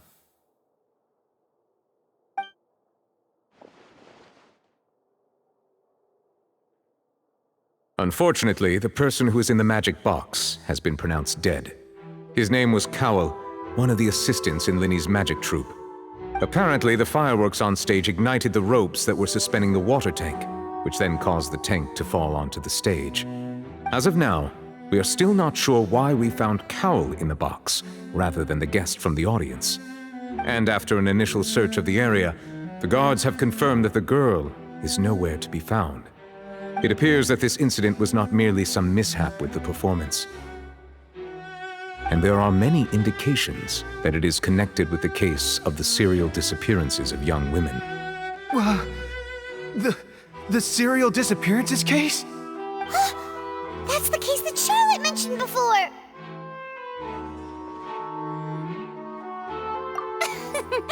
I know the truth. I can see through the whole thing. Really, using such a shallow and obvious mystery as his finale. Did he really underestimate us that badly? I say that our powerful magician, Mr. Linny, is now the prime suspect for the serial disappearances case. Huh? Why me? This whole thing was an accident. No, this all occurred during your magic show, did it not? The missing girl disappeared after being chosen, did she not? The deceased is one of your assistants, is he not? Now that I think about it, that whole speech about magicians making things disappear was nothing more than a provocation, a bald-faced challenge.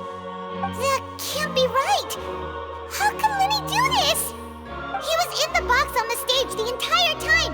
We can even hear his voice! Besides, before the show, he told us that he would like to catch the criminal behind the disappearances! He couldn't possibly mean catching himself! Save discussion for a later time, please. Lady Farina, may I assume that your comments just now constitute an accusation against Mr. Linny and his associates, and that you are pressing charges? Huh? I just think that I think it might be a little early to talk about formally pressing charges. But what Lady Farina said just now makes perfect sense. Looks like she's gonna personally deliver justice. A kidnapping and murder carried out under the cover of a magic show. Lady Farina said it all. I mean, of course, my dear people. But what excites me even more than the obvious truth before our eyes is the opponent I'll be facing. That's right. I mean you, Traveler. You'll support Linny, won't you? After all, he was the one who helped you the first time we met. Then there's no problem at all. You know, the Traveler and I already had a duel the first time we met. But with Linny's help, our little duel ended in a draw. But draws really are the most boring possible outcome. So, no more draws. Between the two of us, there must be a clear winner and loser. And what better place to hold such a riveting showdown and decide the true victor than here, on the grandest of stages, the Opera Epiclese. It wasn't a draw. She obviously lost last time. I understand. Charges have now been pressed, and as such, a trial is in order. Well, Traveler, seems Lady Farina has set you in her sights. But putting her dramatic rhetoric aside for a moment, I would like to ask you, are you willing to act as Mr. Linney's attorney and defend him in this case? Very well. The trial will be held a day from now in the Opera House. Both sides may investigate the scene to build their cases and search for the truth.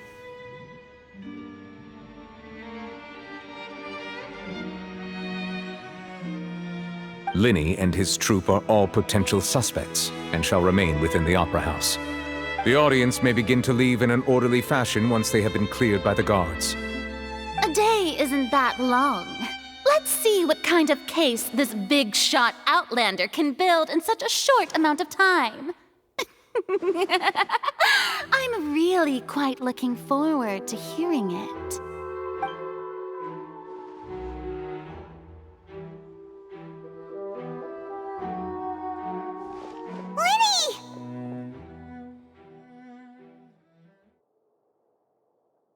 Sorry about everything that happened just now.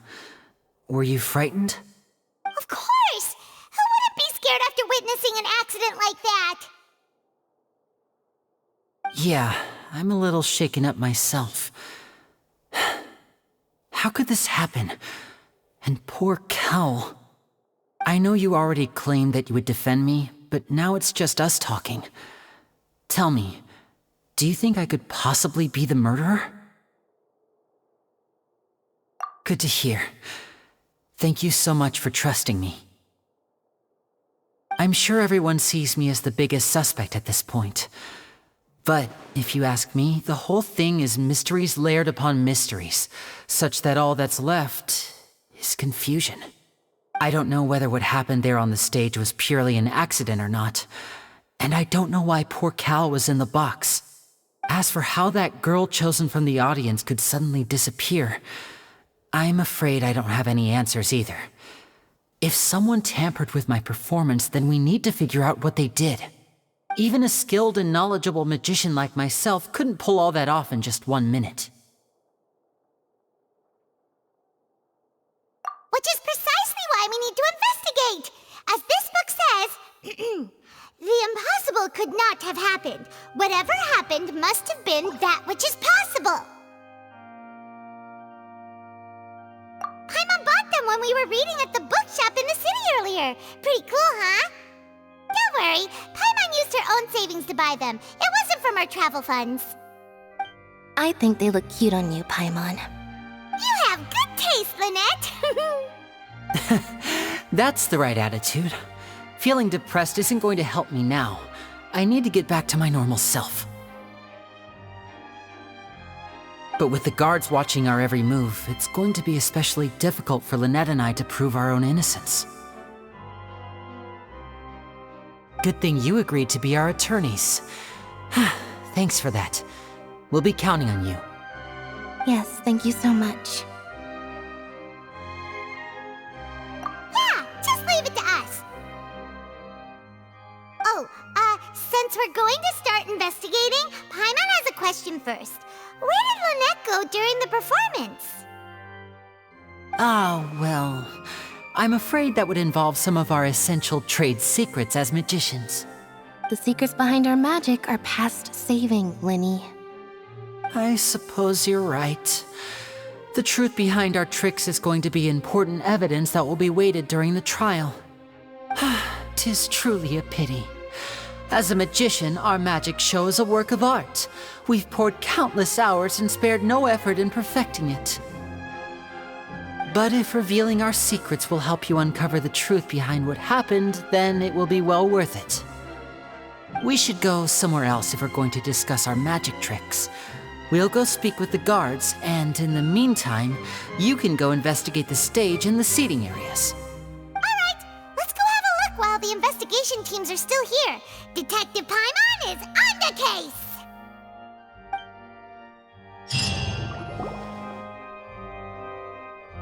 Hello, officer. How's the investigation going? Ah, I see. You must be the traveler that Lady Farina mentioned. Listen, I'll be perfectly honest with you. I'd avoid getting mixed up in this whirlpool of a mess if I were you. Huh? What do you mean? Come with me and you'll see. The deceased is one of Linny's assistants, named Cal. Even though he hadn't joined the troupe long, he was hardworking and everyone generally liked him. The assistants are usually in charge of setting up and inspecting the props, as well as assisting with the show and keeping the crowd engaged. As you probably saw when you were in the audience, the water tank suddenly fell and smashed the box with Cowl inside it. This is the real mystery. We've already searched the scene and were unable to find any traces of the girl. However, if you look carefully, the box was positioned directly under the water tank. The ropes holding the tank were then burned by the pyrotechnics on stage, causing them to snap. All these factors lining up so perfectly makes it hard to see this as a mere accident. If anything, the more logical explanation is that the whole incident was intentionally planned, and Linny is the most likely person to have access to all these areas. But he doesn't have a motive! Are you both good friends of his?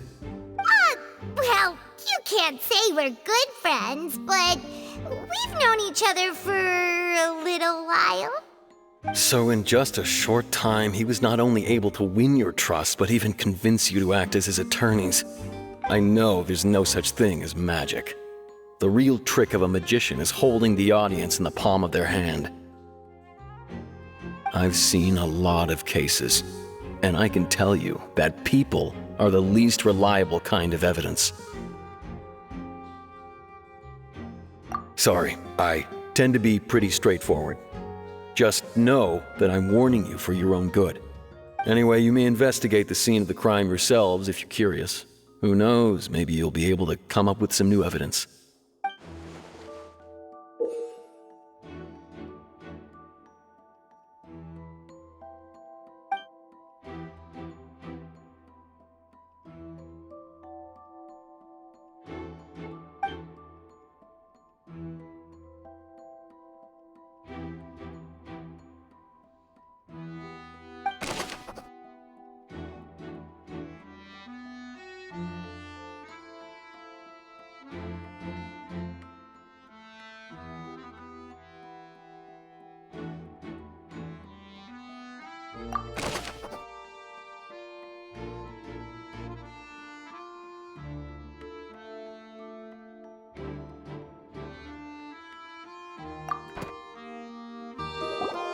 So this is the rope that broke and caused the water tank to fall.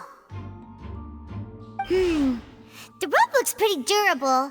How can it be burned through so quickly by fireworks?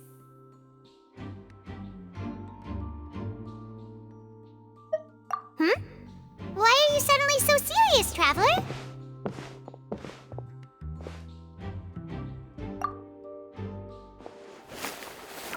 Whoa. Look! This bit is made from different material! Most of it was burned away, but there's still a little bit of it left. So if a rope meant to hold something was made with that kind of material in it, then that means... Wait! Why don't you write all this down? Let's take notes!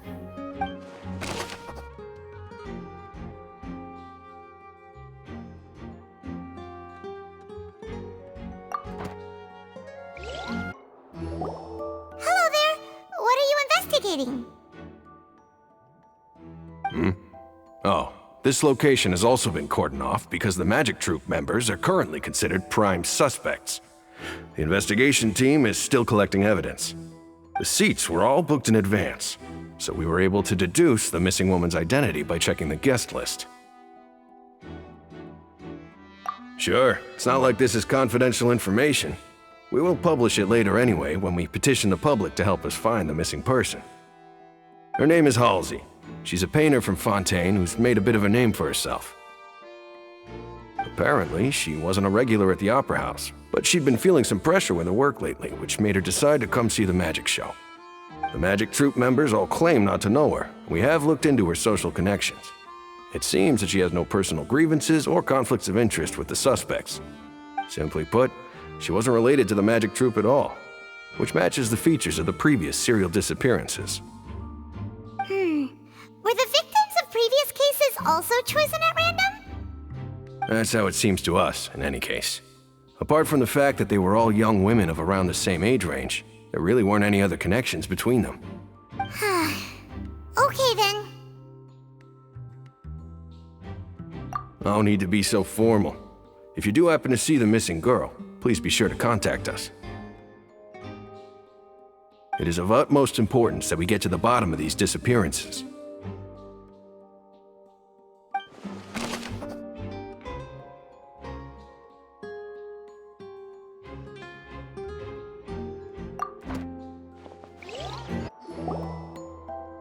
The investigation team has some new findings.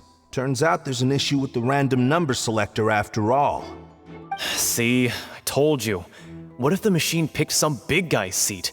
You think the murderer would have still made his move then? Sorry to interrupt, but we're helping Linny and Lynette with their side of the investigation. What were you saying about the number selector? There's something wrong with it? You're trying to help them? That'll be a tall order. Linny used the machine to pick a random member of the audience during his performance, right? The lucky girl that later disappeared. Well, we thought there might be a serious problem with the machine, so we had it taken away for further inspection. It turns out that the seat number it picked wasn't random at all. The machine picks that same number every time. I'm sure you already know that you have to make a reservation in advance to get a seat, regardless of whether it's a trial or some performance. In other words, Linny knew who would be sitting where from the very beginning. That much checks out. Linny reserved our seats for us too. Bet you see why I was saying it'd be tough to make a case for Linny.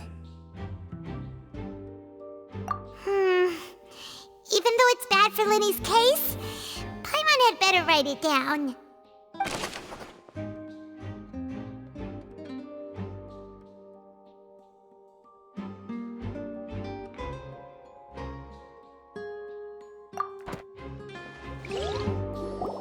I see that you're investigating the area. Well, it just so happens that I'm interested too. If you find any new and interesting leads, be sure to share them with me, all right? We don't have too many thoughts yet.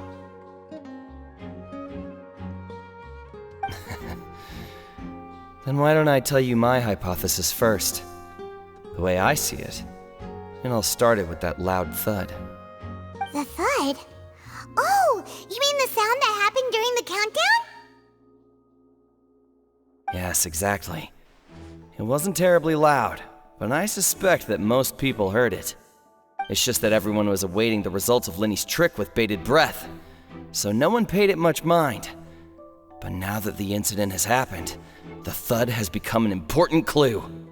That makes sense. So, what do you make of it? I'm of the opinion that it may have been the sound of Linny's accomplice, Lynette perhaps, jumping atop the water tank or something like that.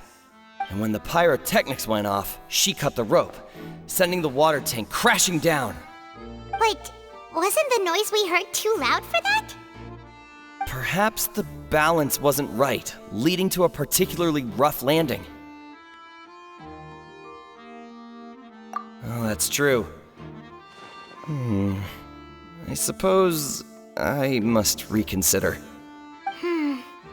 That does remind Paimon, though. What was with that sound?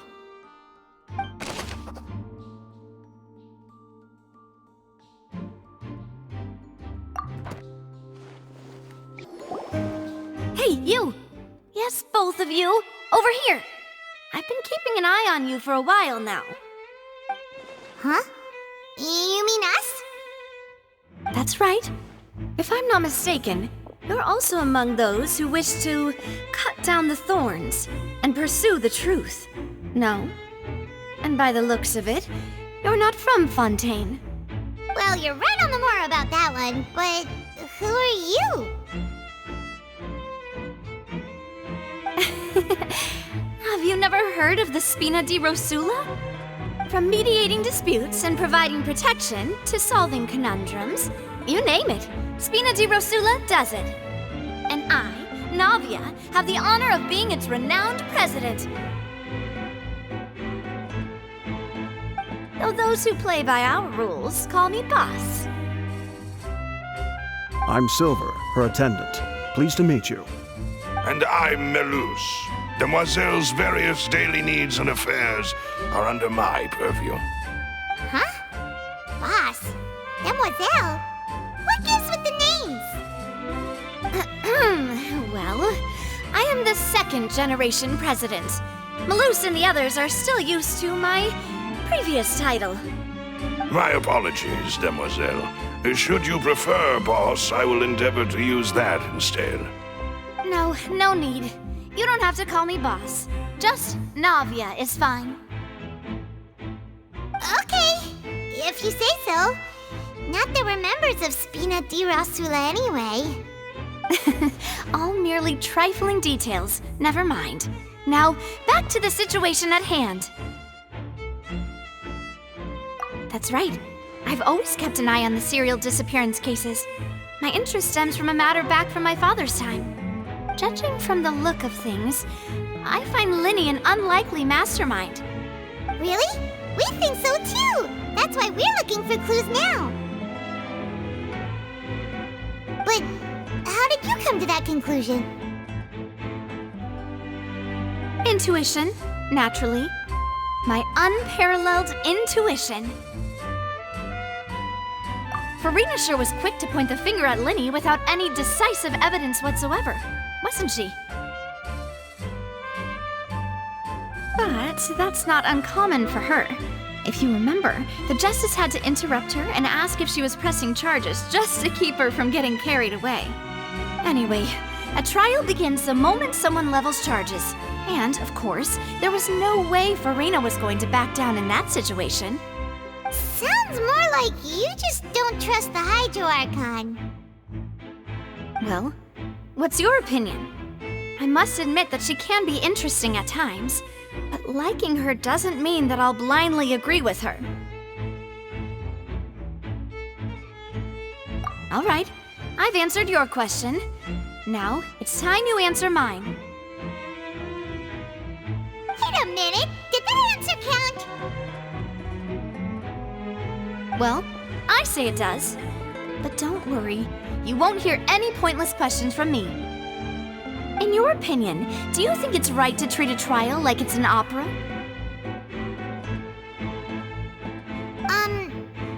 Well? And why would that be?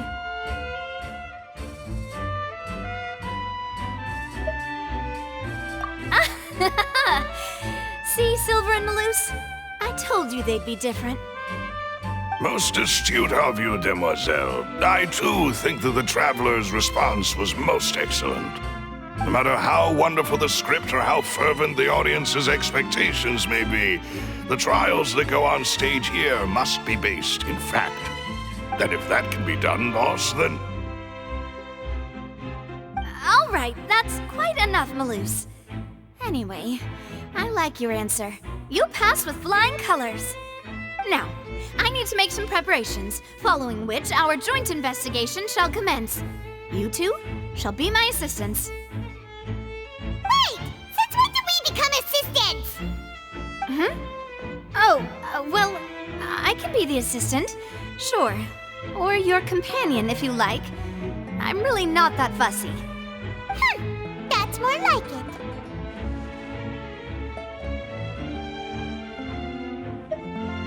Far be it from me to brag, but I believe that Demoiselle's intuition will be instrumental in uncovering the truth. You wish to save a friend from false accusations, and we wish to unravel the disappearances. In this sense, our goals are aligned. You have a point. You're quite the talker, aren't you, mister? And what about you over there? What do you think? You seem like you've got something on your mind. I have nothing to add. Oh, alrighty then. We'll be making some preparations first. Just be sure to let us know if they start revealing Linny's tricks. Thanks! Sorry, but no one can freely enter or exit the Opera House at the moment. If you wish to leave, you must register your identity with us first. No, we're not leaving. We're representing Linny and Lynette as attorneys, so we're investigating the case. Were you always guarding this entrance? Yes. After the Chief Justice gave the order, everyone coming in or out must undergo a strict inspection. So, the missing girl couldn't have left from here. At least, not from that point on. I doubt there was much opportunity then, either. How can you be so sure, Well, because I was in charge of security near the entrance at that time. I couldn't see Linny's performance from here, which was quite a shame. Just my luck. But still, I did not abandon my post, and I stayed put no matter how loud the applause was. If someone had so much as even approached the door, I would have noticed it, let alone if they had tried to leave. We Melazines are good at that sort of thing, you know. So, it's safe to say the girl couldn't have left through here. Alright, thank you for your help. This'll be useful info.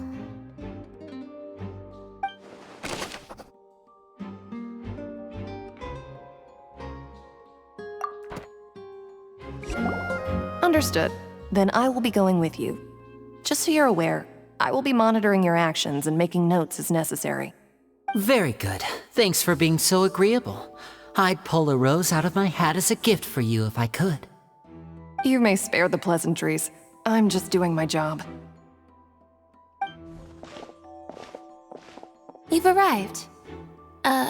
Who's this? Me? I'm Spina di Rosula's guardian angel. If you've got a problem, I've got the firepower. Sorry, I got a little carried away there. Call me Navia. I'm a partner of theirs, and will be helping investigate this whole situation. And these are my companions. Would you mind if they join as well? Fine by me. Oh, new helpers? I would be most grateful. Well, let's just say we're tagging along. It's not every day you get to see the secrets behind magic performed on such a large scale. I appreciate your kind interest. Come with me.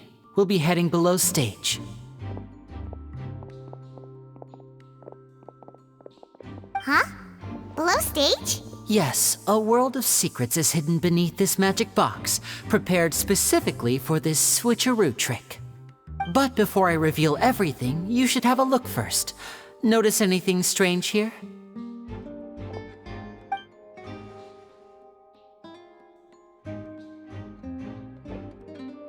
I'm not trying to be dramatic. Remembering the details of a trick will help you understand the methods used to perform it more easily. Huh. Weren't there balloons and other decorations here? Where did all that go? Ah, good eye. That said, you're still far from discovering the answer.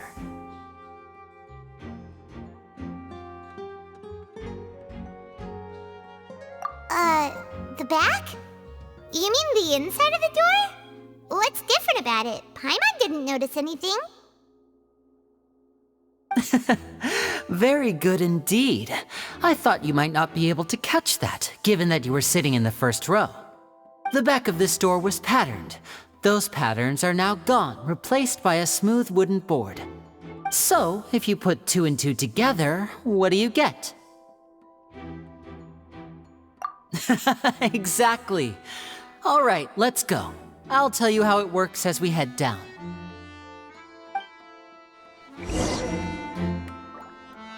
Oh, so there was a passageway under the magic box! I knew you'd figure out most of it as soon as you saw this place.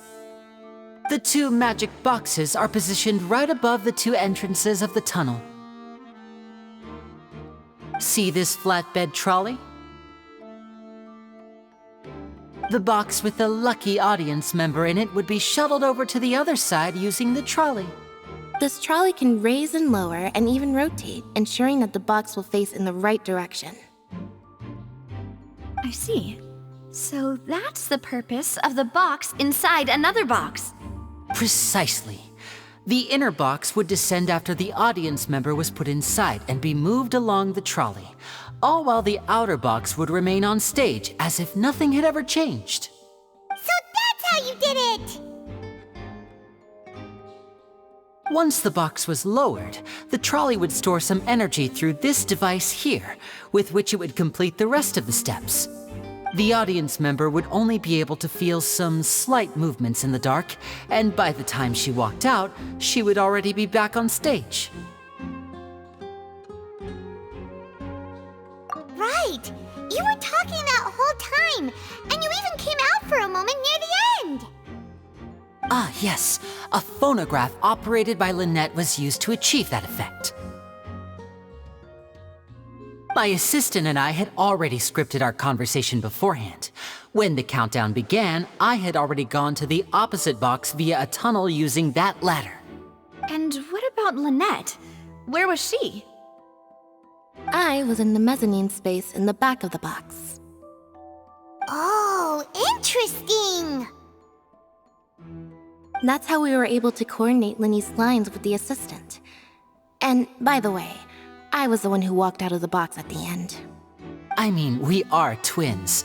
All it takes is a change of clothes and no one can tell who's who. And that's my favorite part of this trick. Only Lynette and I can perform it. So that's how it all worked! Wow! Every detail you revealed was more amazing than the last! Lynette would briefly walk out of the box and then go back in, jumping into the tunnel and escaping before the box on the trolley could finish ascending.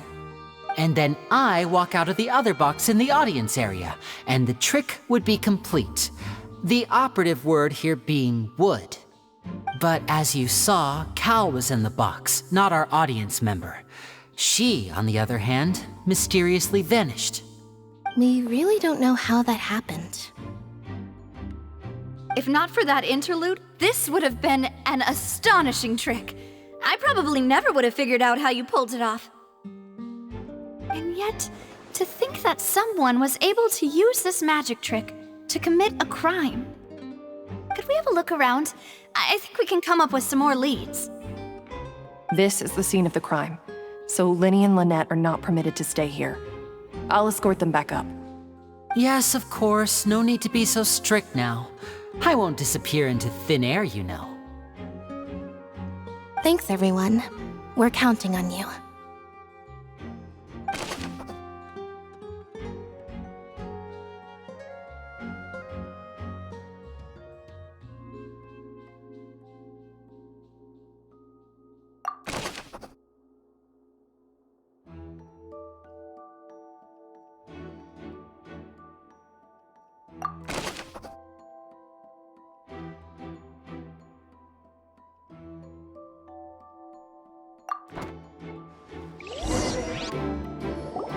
The floor is wet. Please be careful not to slip.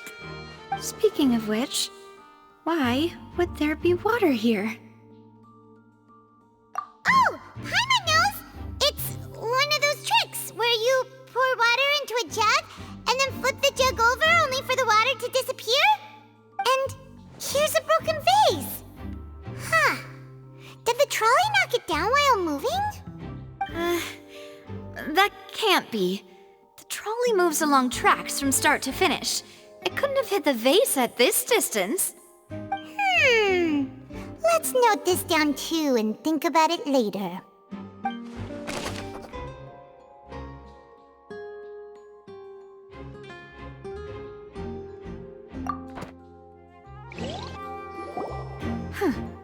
What's this?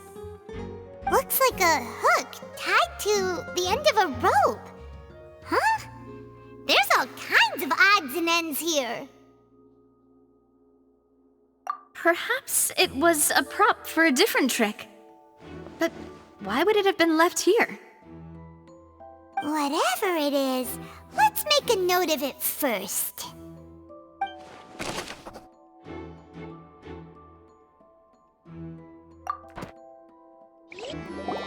Oh, these are the clothes that the lady chosen from the audience was wearing, right? Her clothes are here, but she's nowhere to be found. Right. And do you really need to do that if you're kidnapping them? Ugh, this is so confusing. Paimon doesn't want to be a detective anymore.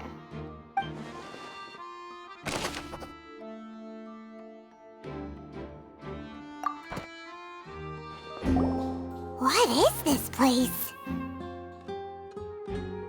It seems someone could fit through here. Huh. Could this have been the suspect's escape route? Alone, perhaps. But if they had to pull another person with them, the space would be too narrow. But there are no other ways in or out of here. Oh, you're right! Let Paimon write that down.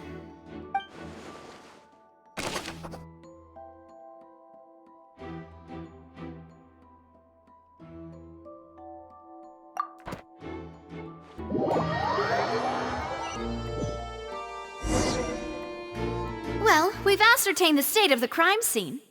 Let's find a place to sort out our findings once Malus returns. Seems to me that there are several things that don't add up here. Apologies for the wait, demoiselle. So, what did the guards say? Did the criminal escape through the vent? They believe the odds of that are very low, since the vent leads to the Opera House's basement. The guards have checked the area carefully. No one left through the basement during the performance or after the incident, and no one was found hiding there. So the tunnels become like a secret chamber then! You know, like the kind you usually see in novels!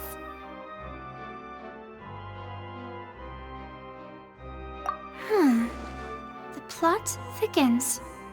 Halsey's disappearance and Cowell's death are both quite inexplicable. No wonder Farina was so confident in her accusation. All the current evidence points toward Linny and Lynette. In other words, the charges are very likely to be upheld unless we make some considerable progress. Charges and then trial. So if the charges are upheld, they'll announce a sentence? That's right. This is how a trial goes in the Opera House. During the proceedings, the Chief Justice and the oratrice will hear statements from both sides. That's right. This is how indemnitium is produced. The statements from both sides, the defenses from attorneys, witness testimonies, and even the audience's emotions will all be projected on the oratrice. To put it simply, it's as if the oratrice has its own will and is a judge in its own right. This also precludes any kind of favoritism on the part of the Chief Justice. And not that this has ever happened anyway. Once both sides have finished speaking, the Chief Justice will make his final decision. This, too, will be used by the oratrice as a reference. Then, finally, the oratrice will be consulted by officials. The result it returns is the will of justice itself. Huh? So that machine is the one that actually decides? Paimon thought Neverlet called the shots. In practice, there is very little difference. Both have always come to the same judgment, which is why people have great faith in the Chief Justice. Ah, yes, the guards also asked me to convey that none of us will be allowed to leave this place before the trial. Huh? Why? Because we've chosen to act as the twins' proxies. That makes us persons related to the case. They're concerned that we might be colluding with outside parties, or that we might find outside help to disrupt the case. And even if that were not so, it could prove problematic if we happen to spread key information about the case ahead of time. I'm ready to break out at any time. Whoa, whoa! There's no need for that! Paimon thinks they have a point. That said, are they providing food? Of Of course. I just hope you don't mind the lack of options. I'm afraid that catering to all tastes is not in the cards, nor is any guarantee of balanced nutrition.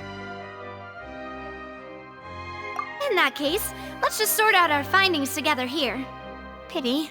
I was hoping to take you to try some of Fontaine's famous desserts, too. I mean, what better way to properly think through our findings than over some tea and sweets? Huh. Breaking out suddenly doesn't seem like such a bad idea after all.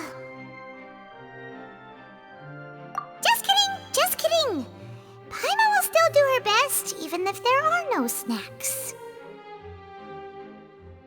What do you mean, no snacks? Of course we'll have snacks. If we cannot buy some, then we'll simply make some. Huh? Here? But how? Understood, demoiselle. Everyone, please come with me.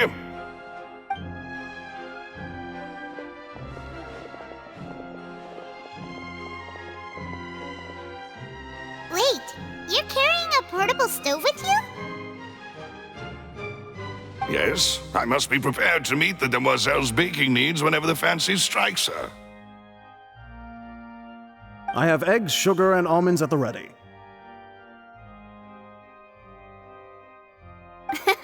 Good work, you two. Then I'll get to it. Please sit tight for a moment. You'll get to taste my awesome snacks soon enough. These three are quite the interesting group.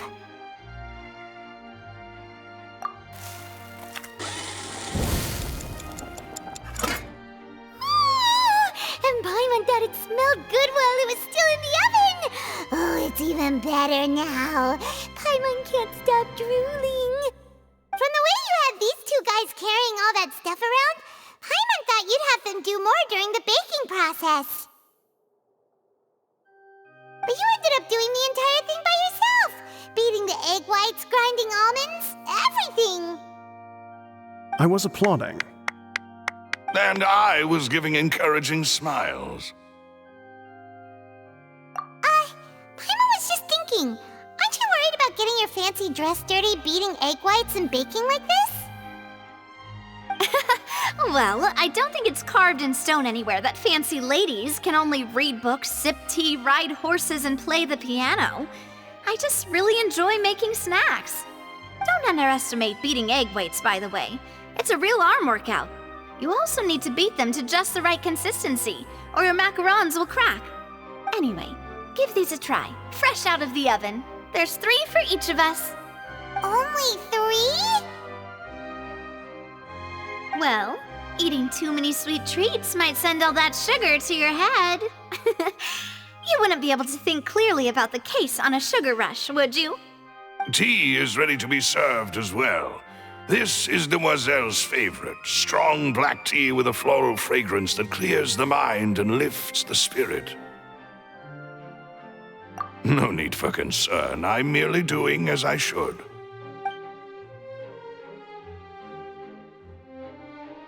All right then. Down to business.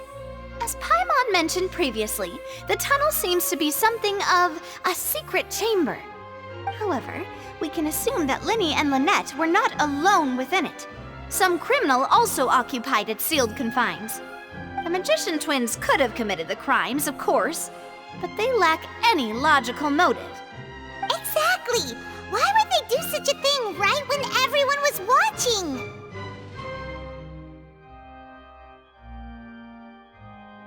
The flower vase and the thud we heard during the performance could indicate some altercation between Halsey and the criminal in the tunnel, resulting in the shattering of the vase, the discarding of her clothes, and her abduction.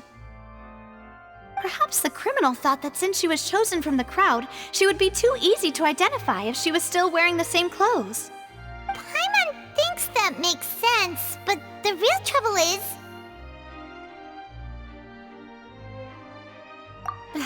True.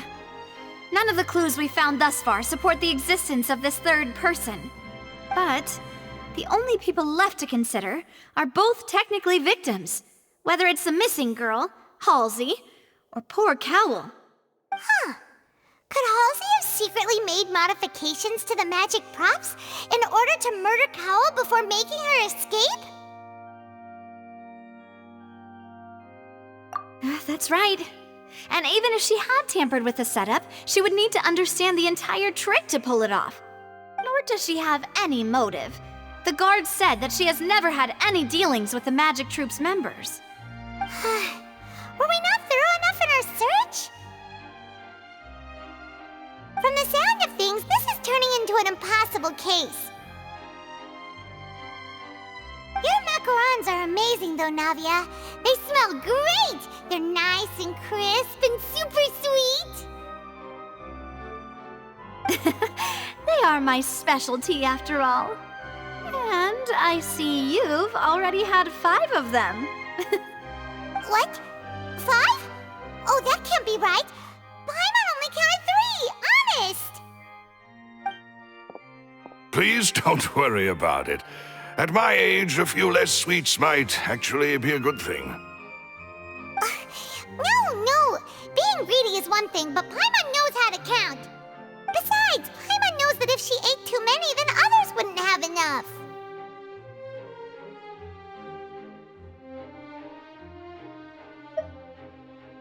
Wait, even you don't believe Paimon? How could you? If Paimon ate those 2 extra macarons, then may they turn into stone in her stomach! All right, we get it. Well, I suppose one of us might have gotten too engrossed in our chat and eaten them by mistake. No big deal. Malus, set up the stove again if you would. Huh? What are you doing? Making sure everyone gets 3 macarons, of course. Exactly. We don't want to trouble you. As you wish, demoiselle. And I have the egg, sugar, and almonds. Well, this really is your hobby, huh?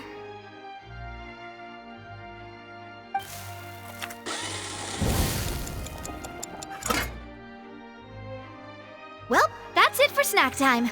I'm going to have another look around the area. I don't know what we're looking for yet, but we've still got some time. As attorneys, I suggest the 2 of you think the case over again. It would be awkward if you got all tongue-tied on stage during the trial. All right, thanks for your help, and for the snacks. It was nothing. A small task for the Spina di Rosula. Silver, Malus, it's time to go. I'll be back if I find anything new.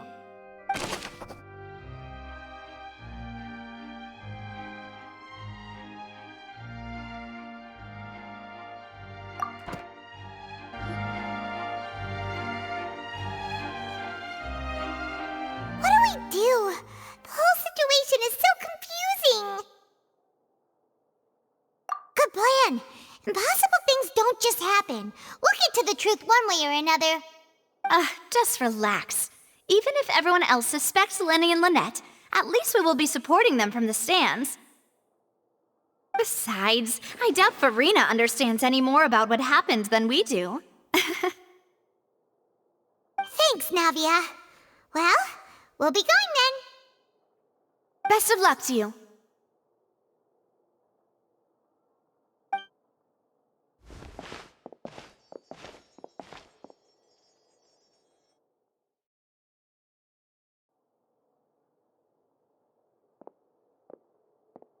Ah, finally, you're back. Well, how did your investigation go? To be honest, you might be disappointed. No. We're already very grateful that you were willing to help. Well now, don't you all look disappointed? Don't tell me that your investigation came up empty-handed. That was to be expected, of course. The guilty can never produce proof of their innocence. But don't let that stop you. I shall be terribly disappointed should you, my most anticipated foe, concede so easily. Since both parties are present, I declare that the trial regarding the magic show incident is now in session. Firstly, in order for the audience to understand the causes and results of the incident, could we please have Mr. Linney explain the trick? Yes, of course. I will explain while Lynette demonstrates on stage. All the necessary items have been prepared.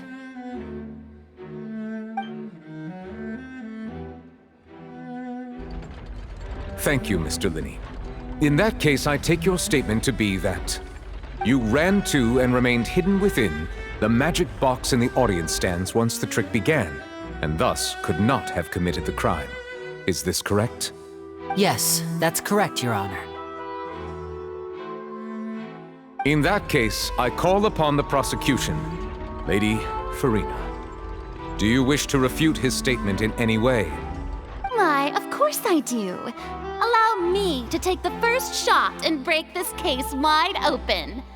Mr. Linney is clearly lying. There is no way you could have been in the box the whole time if you were to abduct Halsey and murder Cowell. In fact, I'd say you were hardly in that tunnel at all. That is simply your hypothesis based on the presumption that I'm guilty. Oh, is that so? And if I may ask, what did you hear while you were inside your box? The roaring countdown of the crowd, of course. That's how I kept track of the time and built anticipation for the finale. And you didn't hear anything else at all? Nothing that might leave an impression of any kind? No, nothing. I see. But when the count reached 30 seconds or so, there was a thud. One so loud that I believe practically everyone heard it. Huh? Hey, hang on. Something's not right here.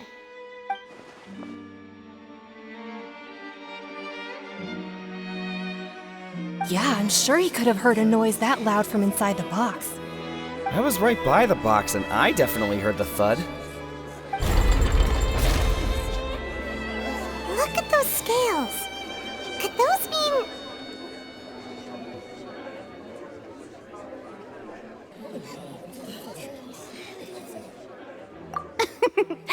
Well then, ladies and gentlemen, allow me to use the words of the magician himself. You never know what can happen in the blink of an eye. Indeed, it seems his alibi can also collapse in the blink of an eye. Of course, I have armed myself to do far more than smash your alibi. Confidence cannot go unfounded, and my foundations are rock solid. Tell me, aren't you and Lynette actually from the House of the Hearth? The House of the Hearth?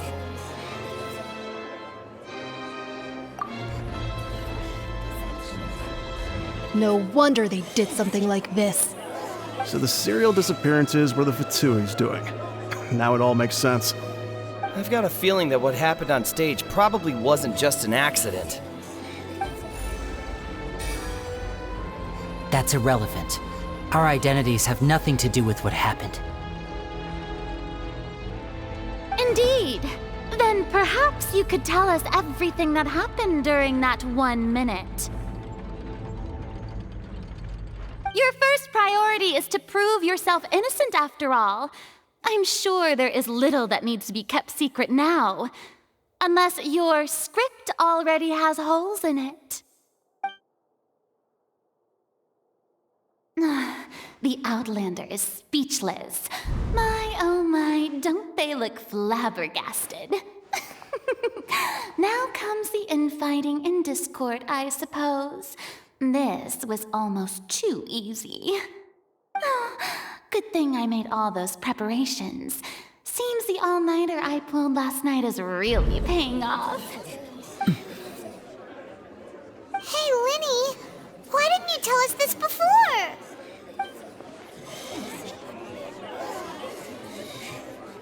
Order! Order!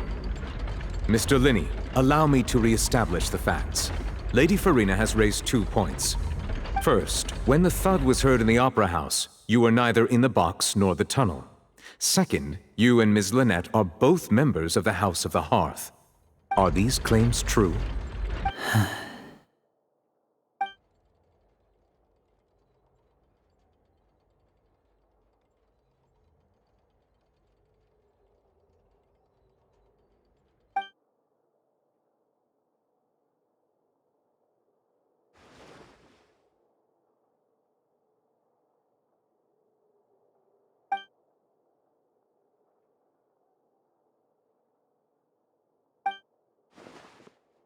Please answer my question, Mr. Linney. I'm sorry. Yes, they're true, Your Honor.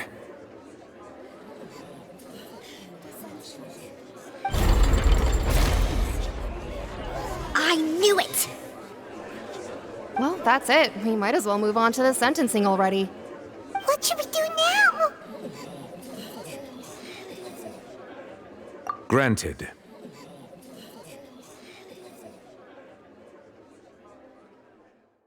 In that case, what is your request? Is that really necessary? They're already as good as guilty. The defendant deceived their own attorneys. What is there left to discuss? Order! Order, I say! Your request is reasonable, and we shall adjourn. This trial will reconvene in 1 hour. So you would stick to Mr. Linney's defense even after knowing what you do now? You certainly have more professionalism than I thought. In that case, my dear audience, let's allow the joy of victory to steep for a little while longer.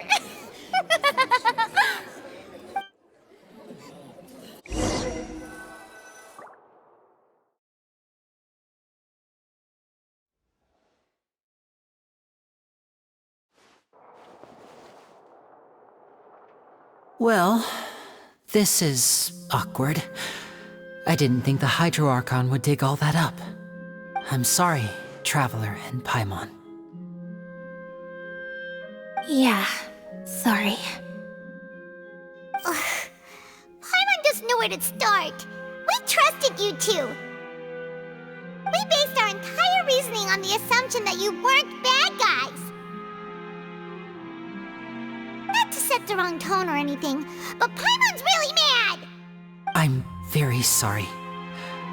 I know you're angry, and reasonably so, but please, let me explain. I know you've clashed with the Vitui several times before. I wouldn't be surprised if just hearing the word is enough to make you upset. But our organization is very, very large, and the Harbingers have very different personalities and goals. Right now, we want to save people.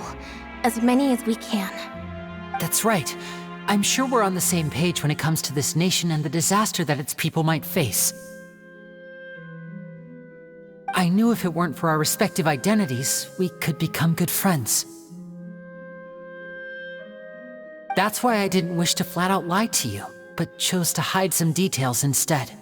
The truth is very important, but being completely transparent about everything would see us spending more effort than we need to.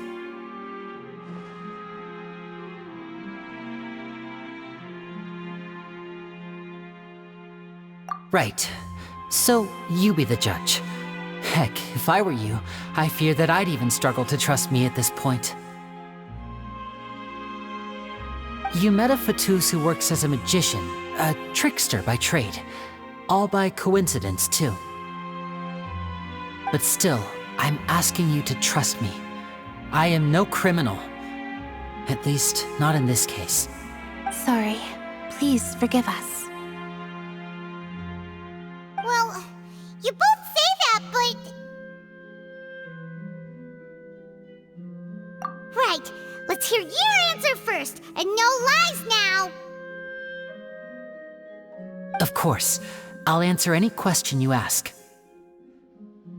We've been trying to find out how the Oratrice operates. We want to know why it has a consciousness. Why can it deliver sentences accurately? During our investigations, we learned that the machine's core is beneath it. From that moment on, Lynette and I have been designing this box swap trick, with the objective of getting close to the core. Is that why you needed a whole minute? That's right. In truth, the audience would take about 75 seconds to count down from 60, while I would only need 15 to get to the opposite box. So, after jumping into the tunnel, I accessed the Opera House basement via the vent, and went to investigate the room in which the core is stored.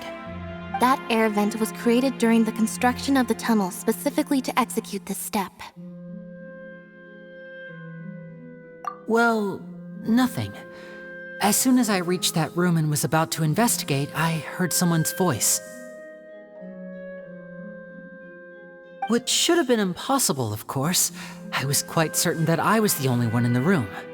That voice seemed to recognize me and tried to speak to me. I chose to err on the side of caution and retreated the way I came. On the way back, I saw the broken vase and the clothes on the ground, but the countdown was almost finished, so there wasn't time to give it any thought. After that, the homicide occurred just as you saw. Well, that explains why you didn't hear the thud.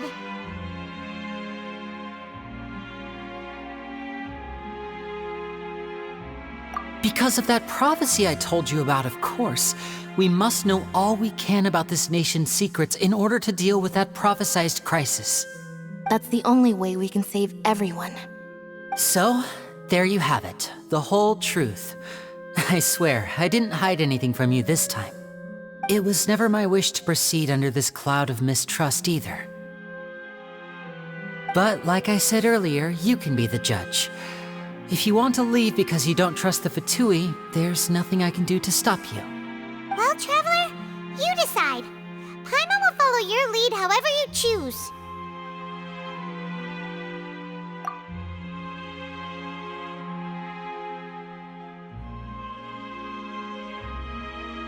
Okay, thank you. Thanks for giving us a chance. The current problem is that the scales are tipped pretty badly against you two. If we want to refute the Gidro Archon's accusations, we're gonna need a seriously watertight defense. Huh?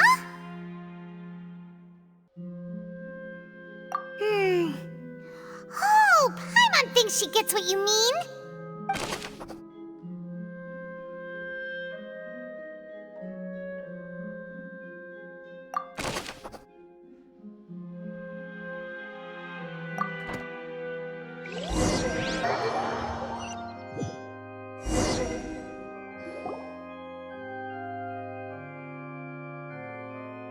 Both parties have returned to their positions.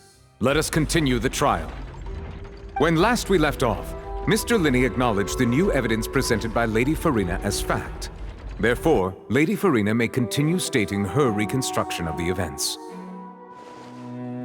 Ugh, that took long enough. Now then, if everyone would lend me their attention. At this stage, let's revisit that scene from Linney's perspective.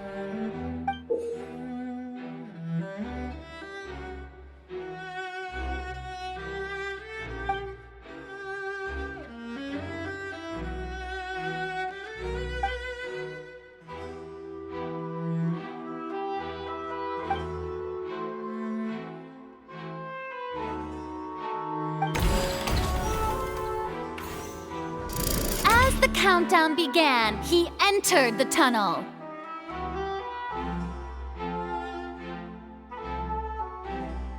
When the flatbed trolley passed, he opened the box and got into an altercation with Halsey, which caused the loud thud. He did not realize that this sound could be heard by everyone in the opera house, which is why he claimed earlier that he could not hear the sound. Finally, he used the vase to knock her out, before making her change clothes to prevent others from recognizing her. At this time, Cowell arrived in the tunnel, having heard that strange noise, and caught Linney red-handed. So Linney proceeded to knock him out too before stuffing him into that box. Afterward, Linney passed the unconscious Halsey to his accomplice through the magic box in the audience stands, before operating the devices such that Cowell's death would be ruled an accident. And there you have it. That's the truth behind what happened. Does the defendant's side have any objections to Lady Farina's description of the events? The key to refuting Lady Farina is the order of events. What Linney experienced and what he saw.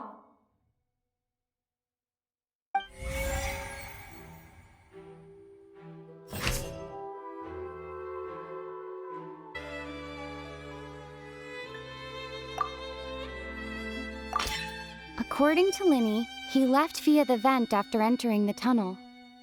He couldn't have had that altercation with Halsey.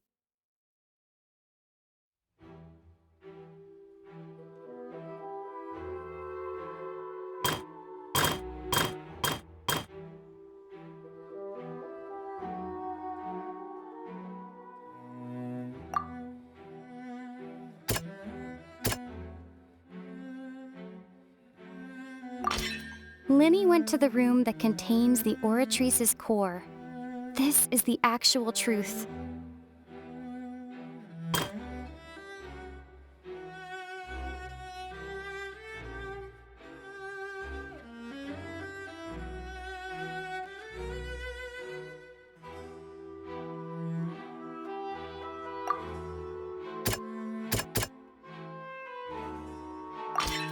Linny did not take part in the underground altercation. He only witnessed traces of the aftermath.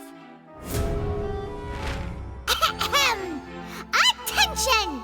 Ace Detective Paimon has something to say! When the countdown started, Linny did indeed go into the tunnel. But he immediately used a vent to access the Opera House basement, which is where the underground core of the Oratrice is stored. Once he reached that area, he heard a voice in what should have been an empty room. Since he felt something was amiss, he returned immediately. The crime scene had already developed by the time he reached the tunnel again, and in order to complete the magic trick, he did not remain there for any length of time. Finally, he reached the surface, and that was when the accident happened from his point of view. Therefore, he's innocent!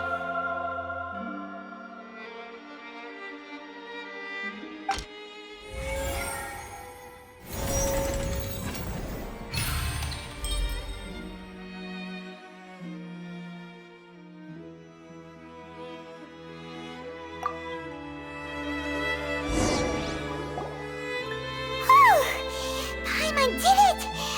Paimon actually managed to say all that! Oh, wasn't it awesome? In other words, you believe that he knew nothing of the incident? That's right!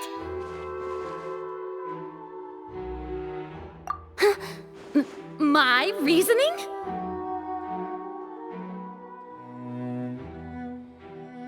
If that's the case, then if Carol hadn't entered the tunnel, who was the entire setup meant to kill?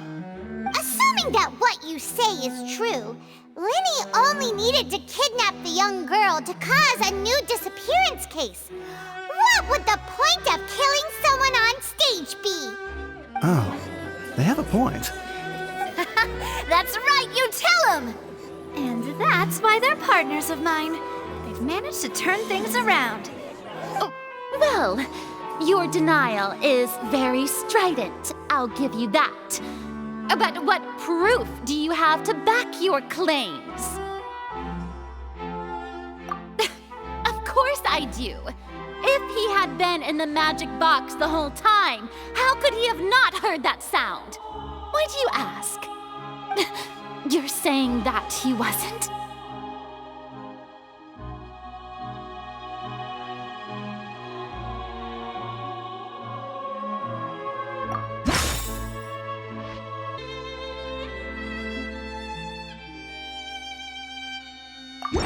That's right! Linny wasn't in the box or in the tunnel. That's why he didn't hear anything strange during the performance. This means that when the crime happened, Linny had already entered the basement via the vent. The same clue you used to disprove his alibi has now become the best proof! Ha ha! How do you like that? Well played. To think you'd use such logic. Well then, if it wasn't Linny who committed the crimes, then who was it?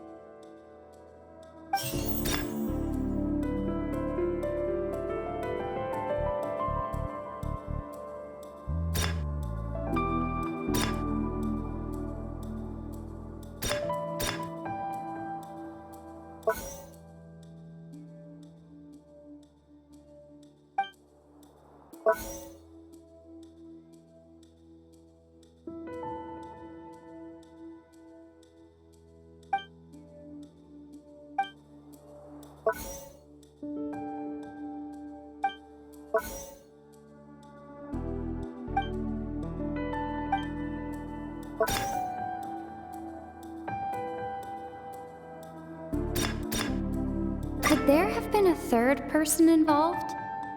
Is that really a possibility?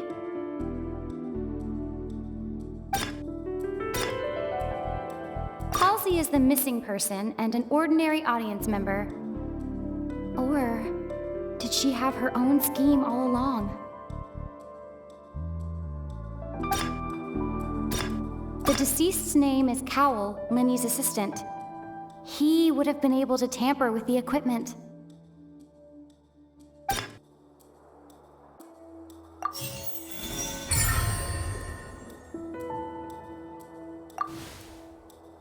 Huh? That can't be right. Are you serious? The killer was, in fact, Cowell, the deceased! Oh, is that so? How interesting! Let's hear your reasoning then. What I must do next is recreate the truth. What Cowell did, and how he went from would-be perpetrator to victim.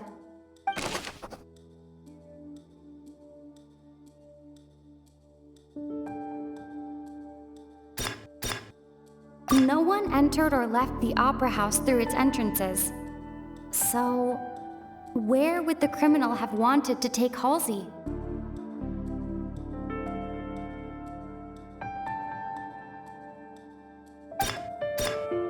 The deceased's name is Cowell, Linny's assistant. He would have been able to tamper with the equipment. Halsey's clothing was in the tunnel. So, there must have been some fear that she would attract attention. The sound we heard may have come from a clash between the missing Halsey and the criminal. Linny was not in the tunnel at that moment, which gave our criminal ample time.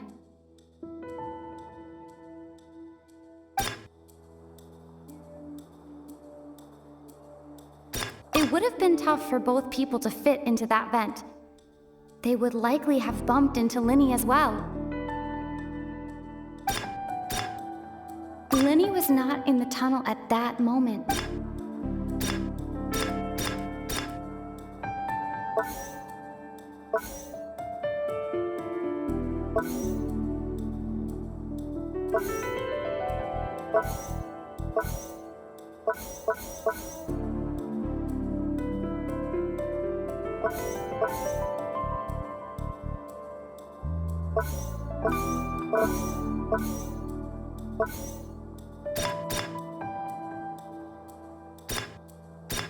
Halsey's clothing was in the tunnel. So, there must have been some fear that she would attract attention.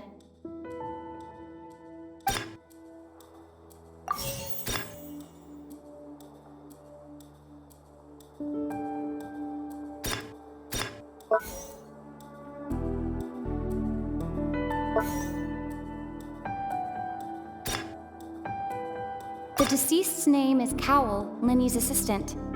He would have been able to tamper with the equipment.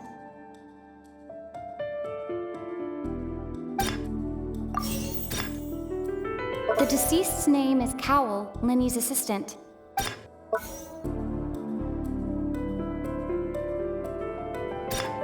No one entered or left the opera house through its entrances. So, where would the criminal have wanted to take Halsey?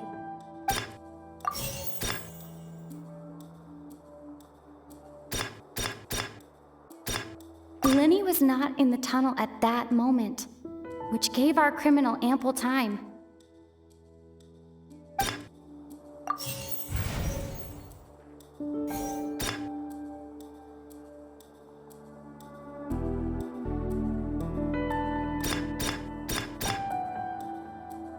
No one entered or left the opera house through its entrances. So, the sound we heard may have come from a clash between the missing Halsey and the criminal.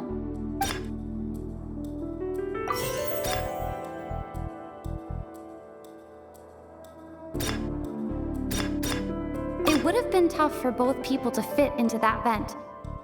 They would likely have bumped into Linny as well.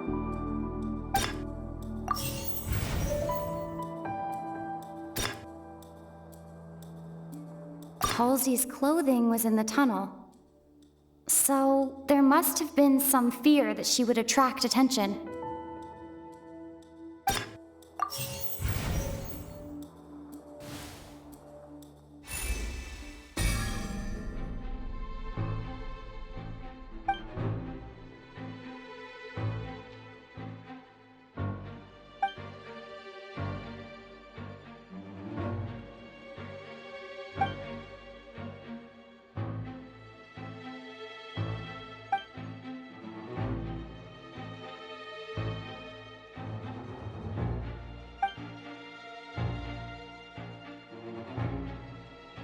What's wrong, Traveler? Are you still having trouble figuring things out? I see how it is. So this was all just a bluff. And here I thought you had something to show for it. But it seems you're still far from the truth. Look, since we're at a dead end, why not consider a different track? Just like the trick as it transpired, the end result must have been utterly different from the magician's initial design. If only we knew how Halsey disappeared. Well, that would be nice, but the tunnel only has 3 exits, and none of them seem very likely.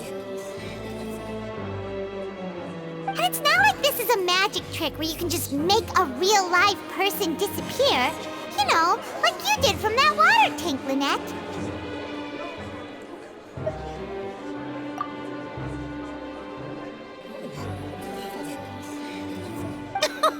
Excuse my interruption, dear opponents, but do you not see that the crowd is growing impatient? There is no greater sin in this opera house than an awkward delay in the performance.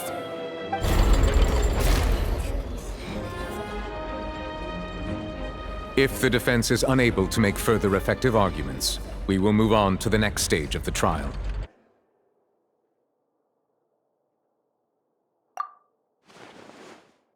Linny was not in the tunnel at that moment, which gave our criminal ample time.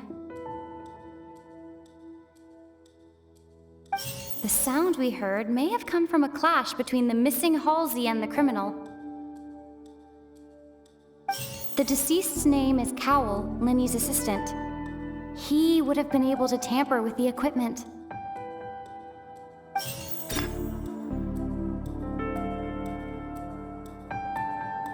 No one entered or left the opera house through its entrances. So, where would the criminal have wanted to take Halsey? Halsey's clothing was in the tunnel. So, there must have been some fear that she would attract attention. It would have been tough for both people to fit into that vent.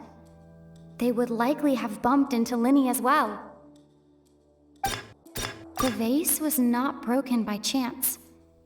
It was used to cover important evidence. The water.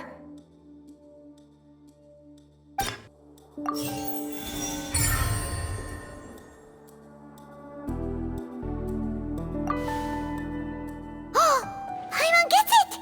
It all comes together if Halsey disappeared instead of being kidnapped.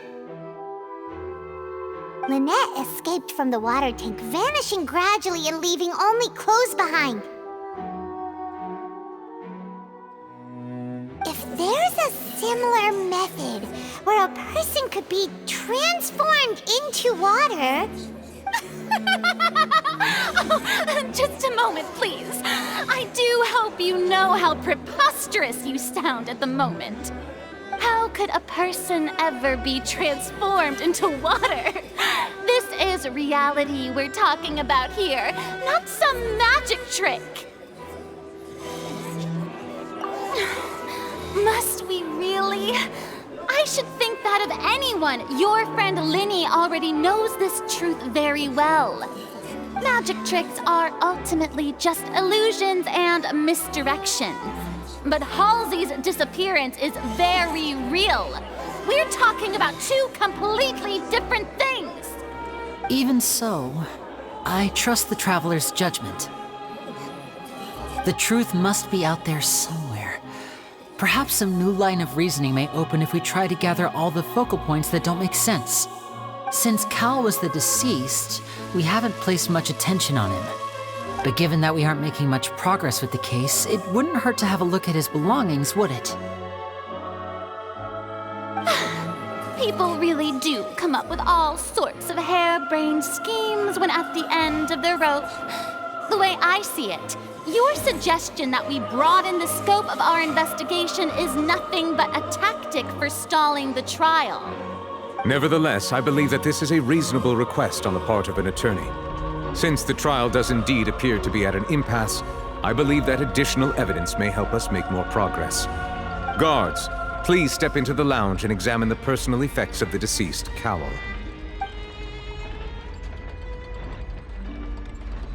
We are still examining the items, but we have already made critical progress that we feel must be shared with everyone post-haste.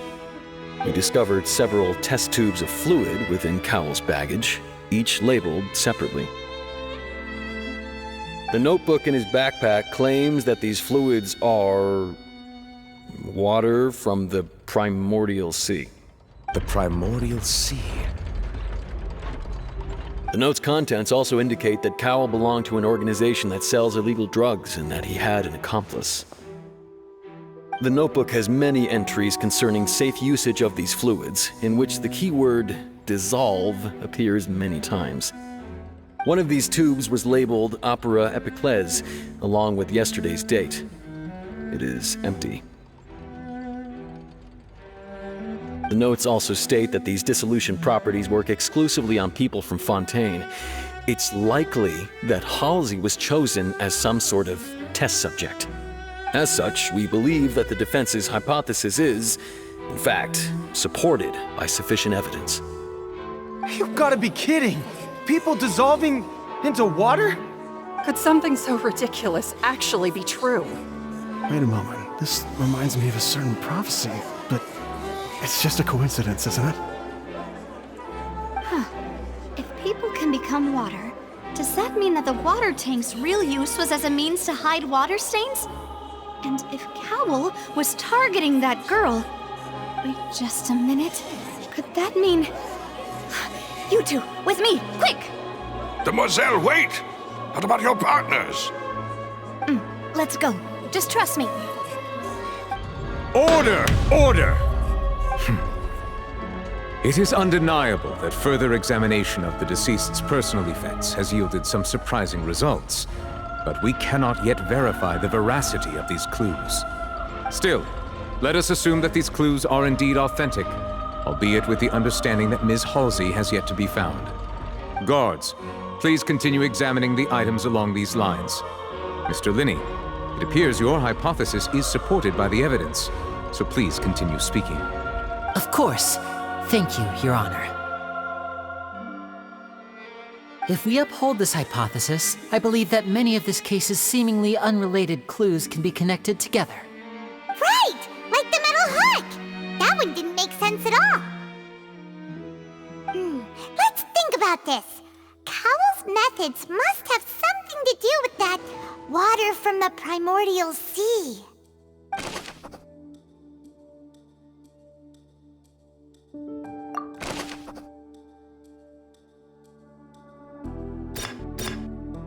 The deceased's name is Cowell, Linny's assistant. He would have been able to tamper with the equipment.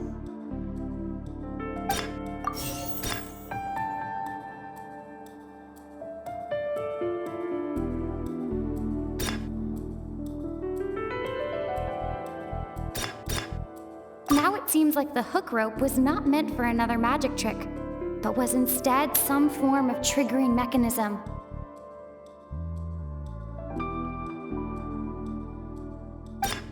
Lynette was in the magic box on stage the entire time. I remember there was something else within the inner layer of that box.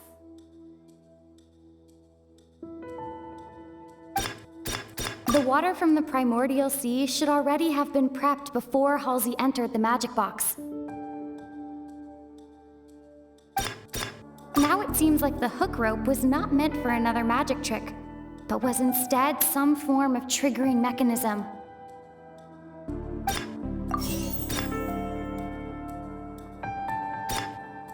The water from the primordial sea should already have been prepped before Halsey entered the magic box.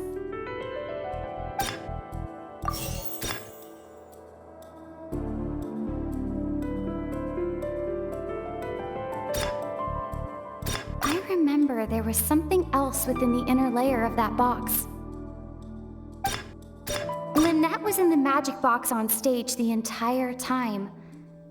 Did she have something to do with this? The rope that strung the water tank up was lit by the fireworks and cut. As such, the focus here is on the water and not the tank.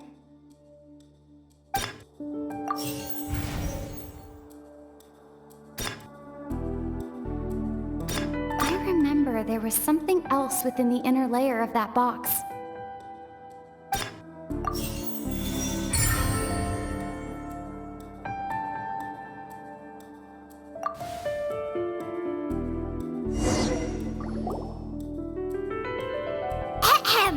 It's Ace Detective Paimon's time to shine again!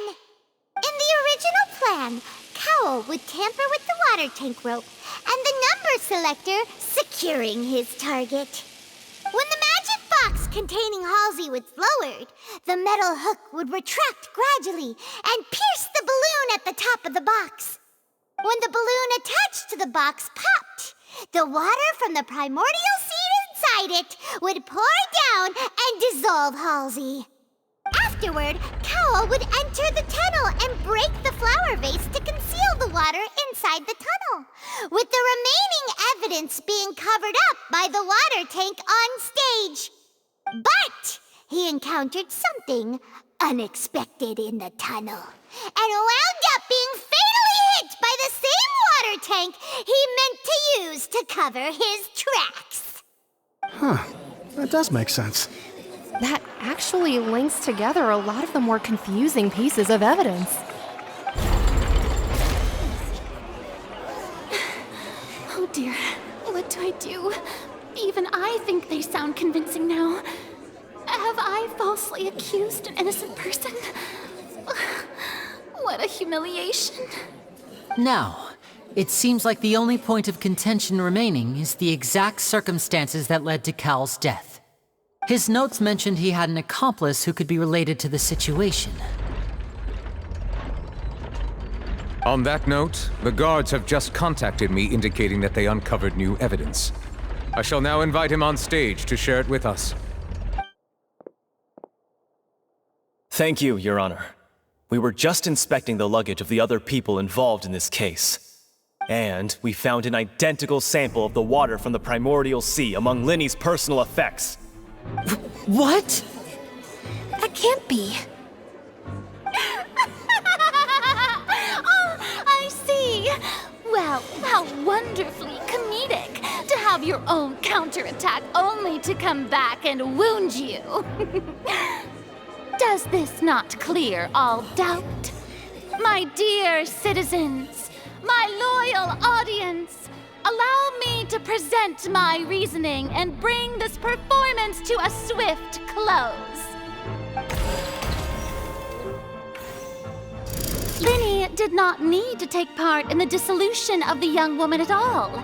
Indeed, he did leave the scene via the vent.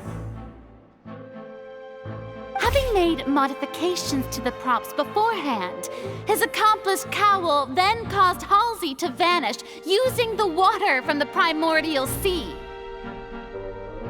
But upon his return, in cruel avarice, Linny desired sole credit and prepared to do away with his partner in crime. Ultimately, he knocked Cowl out, and the tool meant to cover the crime up also became a murder weapon. Now, as much as I regret having come to such a viciously straightforward conclusion, it does seem that the famed Fatui is quite the cold-blooded and ruthless organization.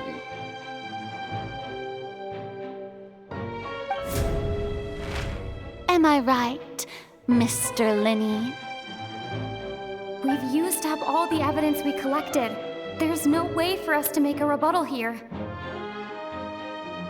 Is this the end of the road?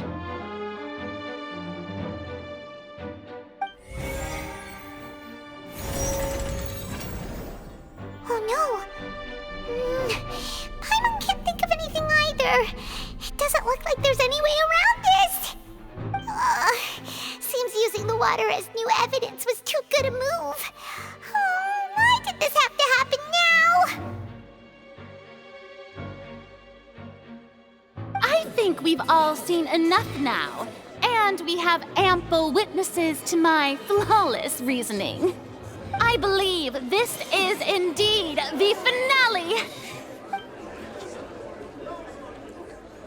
Now then, my good, noble Chief Justice, should we not, in your view, move... Excuse me, everyone, but I must interject. Miss, I must ask you not to shout and to respect the ongoing legal proceedings. Oh, come on. Don't be hasty. I have a good reason for interrupting, you know. Now, would anyone here like to take a little break from all this debate and see a little magic? I'll show you an amazing trick. One that can bring a young woman who has disappeared back in the flesh, right before your very eyes. Please, do the honors, Mr. Linny, if you would be so kind. What in the world is she saying? No offense, miss, but miracles like that are beyond my scope as a magician.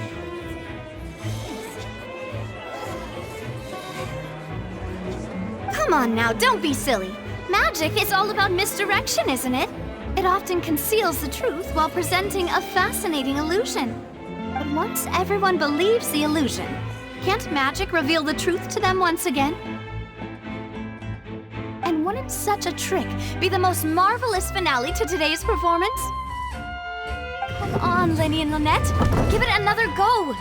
Don't worry, Spina di Rosula has made the necessary arrangements on your behalf. But as the magic makers and stars of the show, I think I should leave the final performance to you. I understand.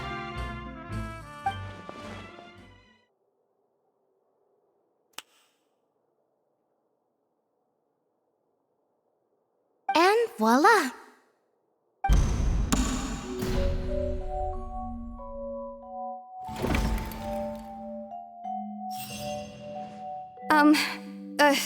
Sorry for the interruption. Wait, isn't that Halsey?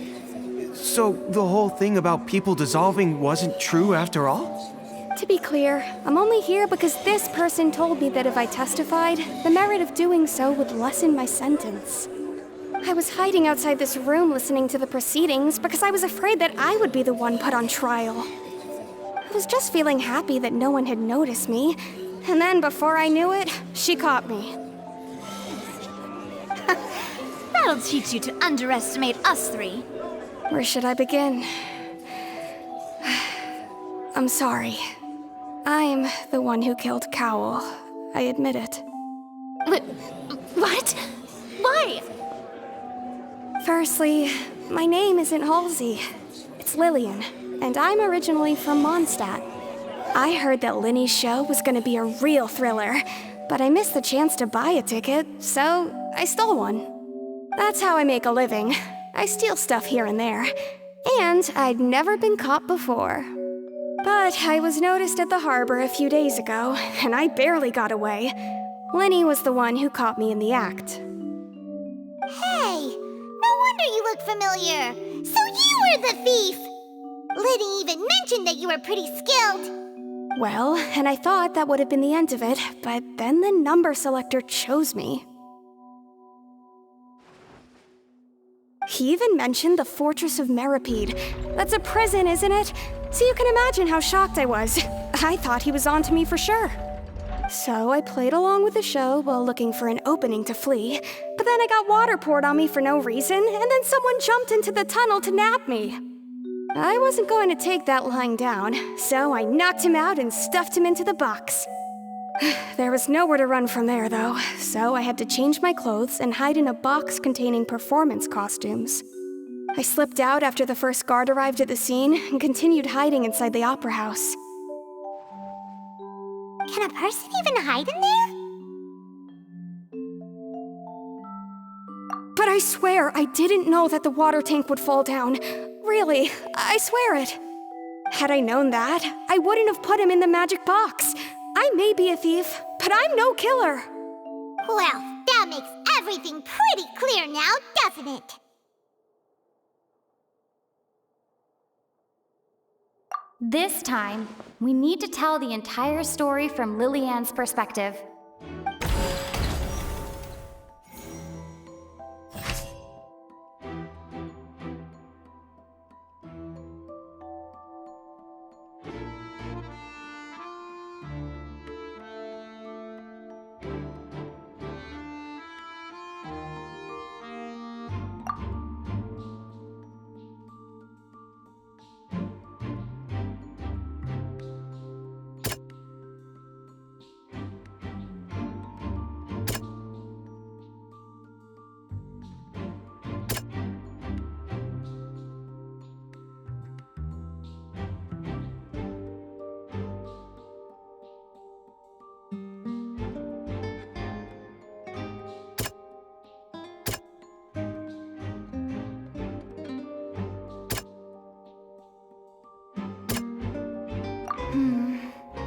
Seems this... The strange sound wasn't from a fight. It was Lillian's attempt to break out when she was frightened.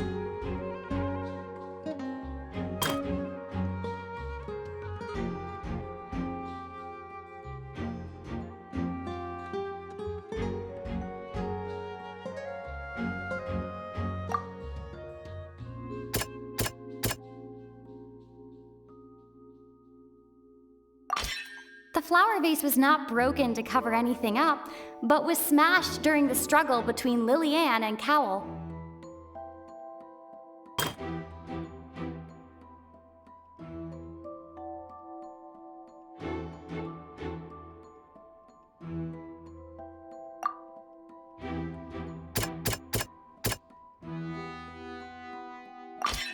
Lillian was afraid that she would be recognized if she left, so she changed clothes and hid, biding her time. Just what one might expect of an experienced thief. And it's Ace Detective Paimon time! Having been selected out of the blue, Lillian panicked. Her panic only intensified after she entered the tunnel and had water poured on her head. So she kicked the door open, producing the thud we all heard.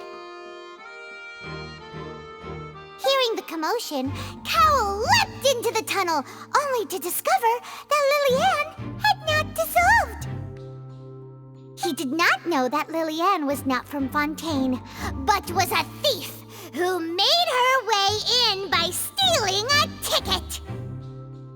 Mistakenly believing that the water from the primordial sea needed time to take effect, he tried to force Lillian back into the box.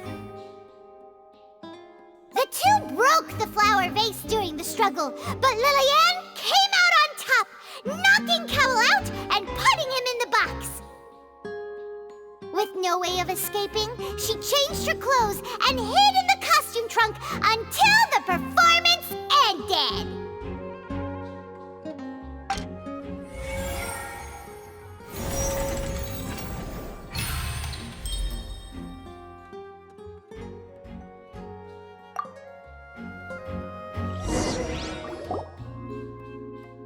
She knew that she would have to go through guard inspection if she tried to leave afterward. So, she has been trapped in the opera house these last 2 days. She had already become desperately hungry by the time we were chatting over macarons. So, she swiped 2 of them right under our noses. Talk about a sneaky thief. At this point, all the events that happened in the tunnel have now come to light. Ah, so that's the whole story. Bravo! Bravo! Now then, Lady Farina, do you wish to speak against the defense's statements? Please answer the question, Lady Farina. Also, if I may add, the trial has not yet ended.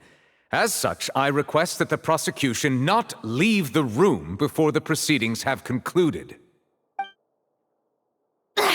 What? Are you reading my mind now? No, I have no further arguments. I admit defeat. But really, could you at least have left me with some dignity? Wow, look at that! She's like a deflated balloon now. If there are no objections, then as the Chief Justice of Fontейне, I shall once again repeat the full sequence of events. The actual perpetrator of the serial disappearances, Cowell, selected his next victim from the audience reservation list. With some modifications to the selector, he could ensure that the pre-selected young woman would be chosen. To cover up any evidence while committing the deed, Cowell thought of allowing the water tank to fall, which would conceal the water left behind after the young woman was dissolved. He also tampered with the rope suspending the water tank, using the fireworks at the end of the performance to cause the tank to drop and hide the watermarks. He poured the water from the primordial sea into a balloon during the preparation of the magic box and stuck it to the box's lid. Finally, he passed the prepared hook on a rope through the gap in the magic box's door when bringing the young woman to said box. When the magic trick officially began, the box containing the woman was lowered into the tunnel, tightening the hook rope and bursting the balloon containing the water. If all had gone to plan, the young woman would be dissolved at this time. However, Liliane was not from Fontейне and thus fled the box with a loud noise. Realizing that there was trouble, Cowell entered the tunnel and met Liliane. Thinking that the waters had not yet taken effect, he decided to proceed. However, his opponent was more capable than he thought, and he was overcome, knocked unconscious, and placed into the magic box, and thus became his own final victim. Liliane, according to her own statements, then changed clothes and hid until the performance ended, before hiding in other parts of the opera house. As for Linny, he was in the underground structures within the opera house, and was thus ignorant of these happenings. From this reconstruction of events, we can conclude that Linny, the accused, is in fact innocent. While there is much in Linny and Liliane's conduct that should still be investigated separately, this case, at least, can be handed over to the Oratrice to make the final decision.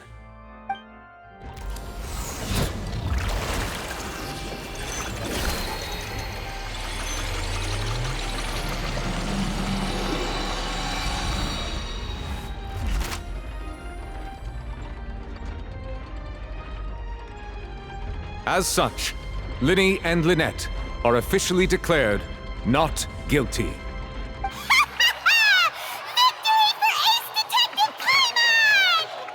Great work, partners. Thank you all. Thank you so much.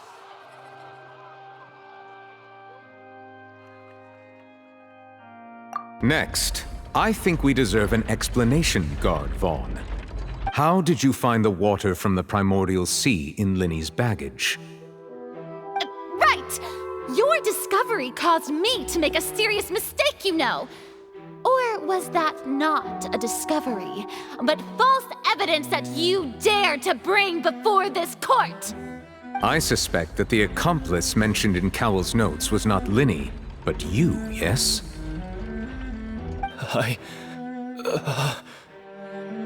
I'm sure you know what you must do to lessen your sentence. Speak quickly! Unless you want to earn yourself a one-way ticket to Coupon Town. I was just following orders. We were supposed to place blame for the serial disappearances onto Linny, and thus cause suspicion to fall on the Fatui. The higher-ups said this was the best opportunity to do so. And now that your plan has fallen through, and the secrets of the water have been revealed, you have become a liability to said higher-ups, yes? Therefore, you would be wise to tell everything you know and seek the protection of the guards. Yes, I'll tell you everything I know. Our boss discovered that the water can cause people to dissolve. It can also be made into a potion, which when extremely diluted, can cause people to experience unforgettable exhilaration. We've been in this business for a while now, and have made decent mora off it. The disappearances were also the boss's idea. I mean, this is the boss we're talking about.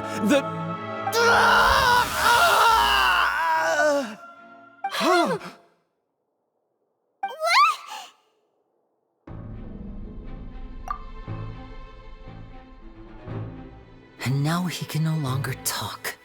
Such ruthlessness. I shouldn't have expected any less of them. An outrageous act.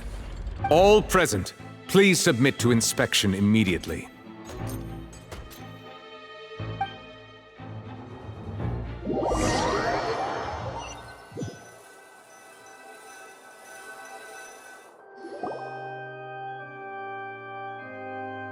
So, we're just going back now?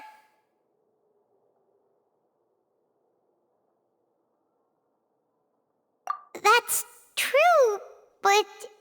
Traveler, Paimon! Please wait.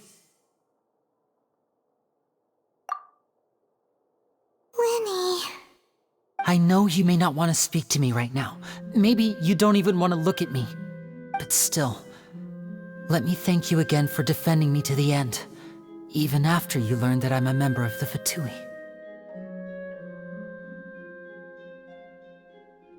I guess. But regardless, I'd like the opportunity to set things straight. I didn't approach you with any ulterior motives or ill intent. I've spoken to you as myself, just plain Linny this entire time. As for why I'm a Fatus, it's because the goals of the House of the Hearth align with those of an orphan like me. That's all. That was how Father, who you might know as the Knave, approached recruiting us back then too. The Knave? The one who controls the House of the Hearth? She's your father? That's right. And since we're here, I was wondering, would you mind hearing a story? It's about my past. Back when our parents first died, Lynette and I were left wandering the streets. To survive, I took to surreptitiously observing an older street performer who did magic.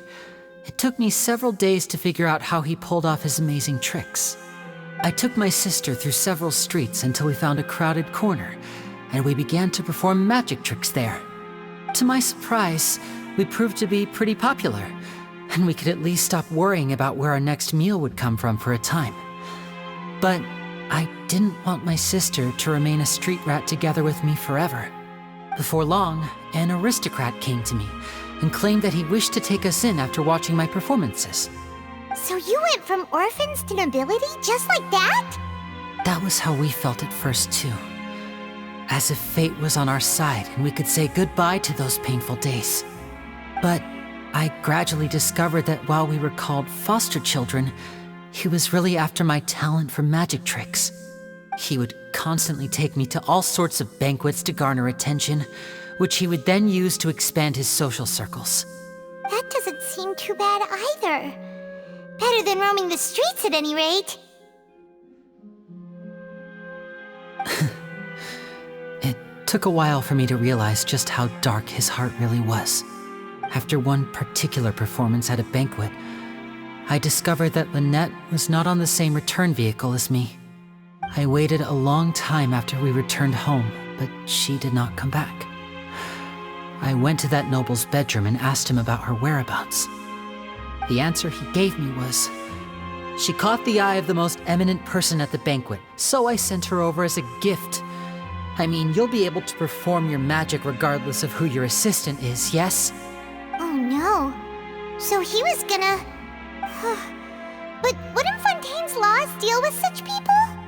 As far as outsiders are concerned, this is a relationship akin to adoption or foster care. and they have their ways of escaping the eye of the law.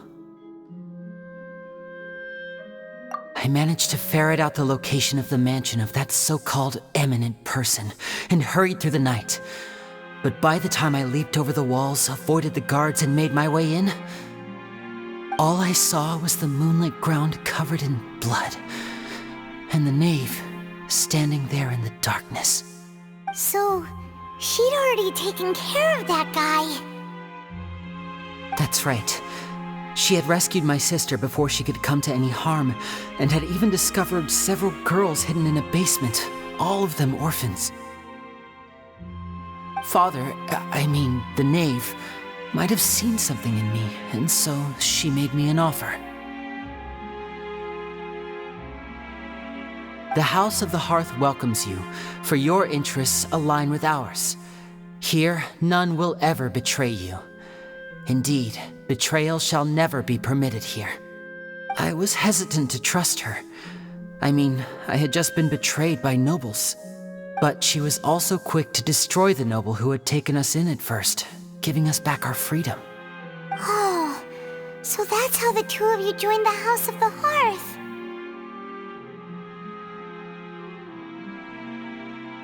She has her own plans. She has gained permission from the Tsaritsa to first use the Gnosis' power once she obtains it. She plans to use it to find a way to break the prophecy and save Fontaine. So, she believes in that prophecy too? That's right.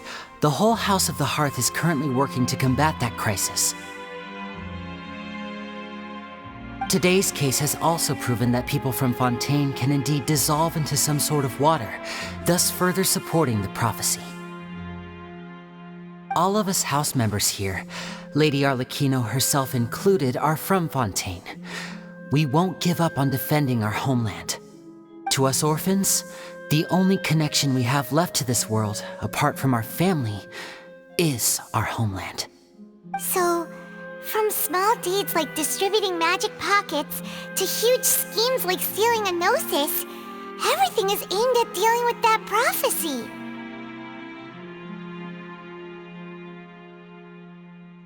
It's all right. I understand. The only thing I can do is relate all this to you. I just hope you can understand that even as a member of the House, I have never stopped making my own decisions, and that I believe what I'm doing is right. If you should need anything at all in the future, feel free to find me. I will do my best to help you, as plain Linny.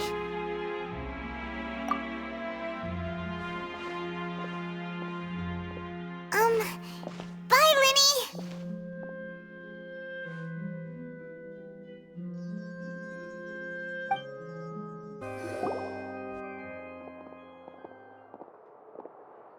Hey there!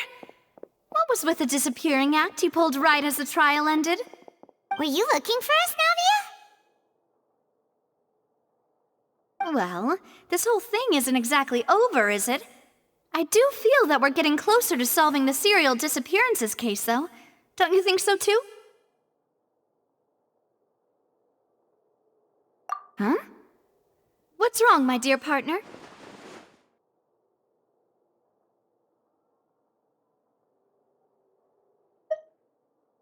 Besides, are you sure we're the ones who can crack a case that's been cold for decades now? And given that there's new evidence from the trial, there should be a trail of breadcrumbs for the Hydro Archon's people to follow now, right? Ah. I see. Well, I won't lie. I'm a little shocked to hear that from you. But I suppose you are just travelers who have only arrived in Fontaine after all. Sorry. I might have been too presumptuous. Don't say that, Navia. Ah, and we were having so much fun investigating with you, too. It was like having new waters flowing into a stagnant mire, causing new hope to spring forth, and the reflection in the murk to become clearer. Well, sorry about that. I'm a bit prone to nostalgia. Don't mind me. Wait, shall we have a farewell meal? You know, to commemorate our time as partners? Huh? Do we really need to get that formal? Well, guess you really did treat us as partners, huh? Well, I'd just like to have a proper ending to every important memory. That way there are no regrets later. Anyway, it would just be a meal, so it shouldn't take up too much of your time. You don't have to twist Paimon's arm. If Boss Navi is treating, count Paimon in! Oh, wonderful. In that case, why don't we return to the Cour-de-Fontein and head to the Hotel de Boer? I believe we'll make it just in time for dinner. All right then, let's have our farewell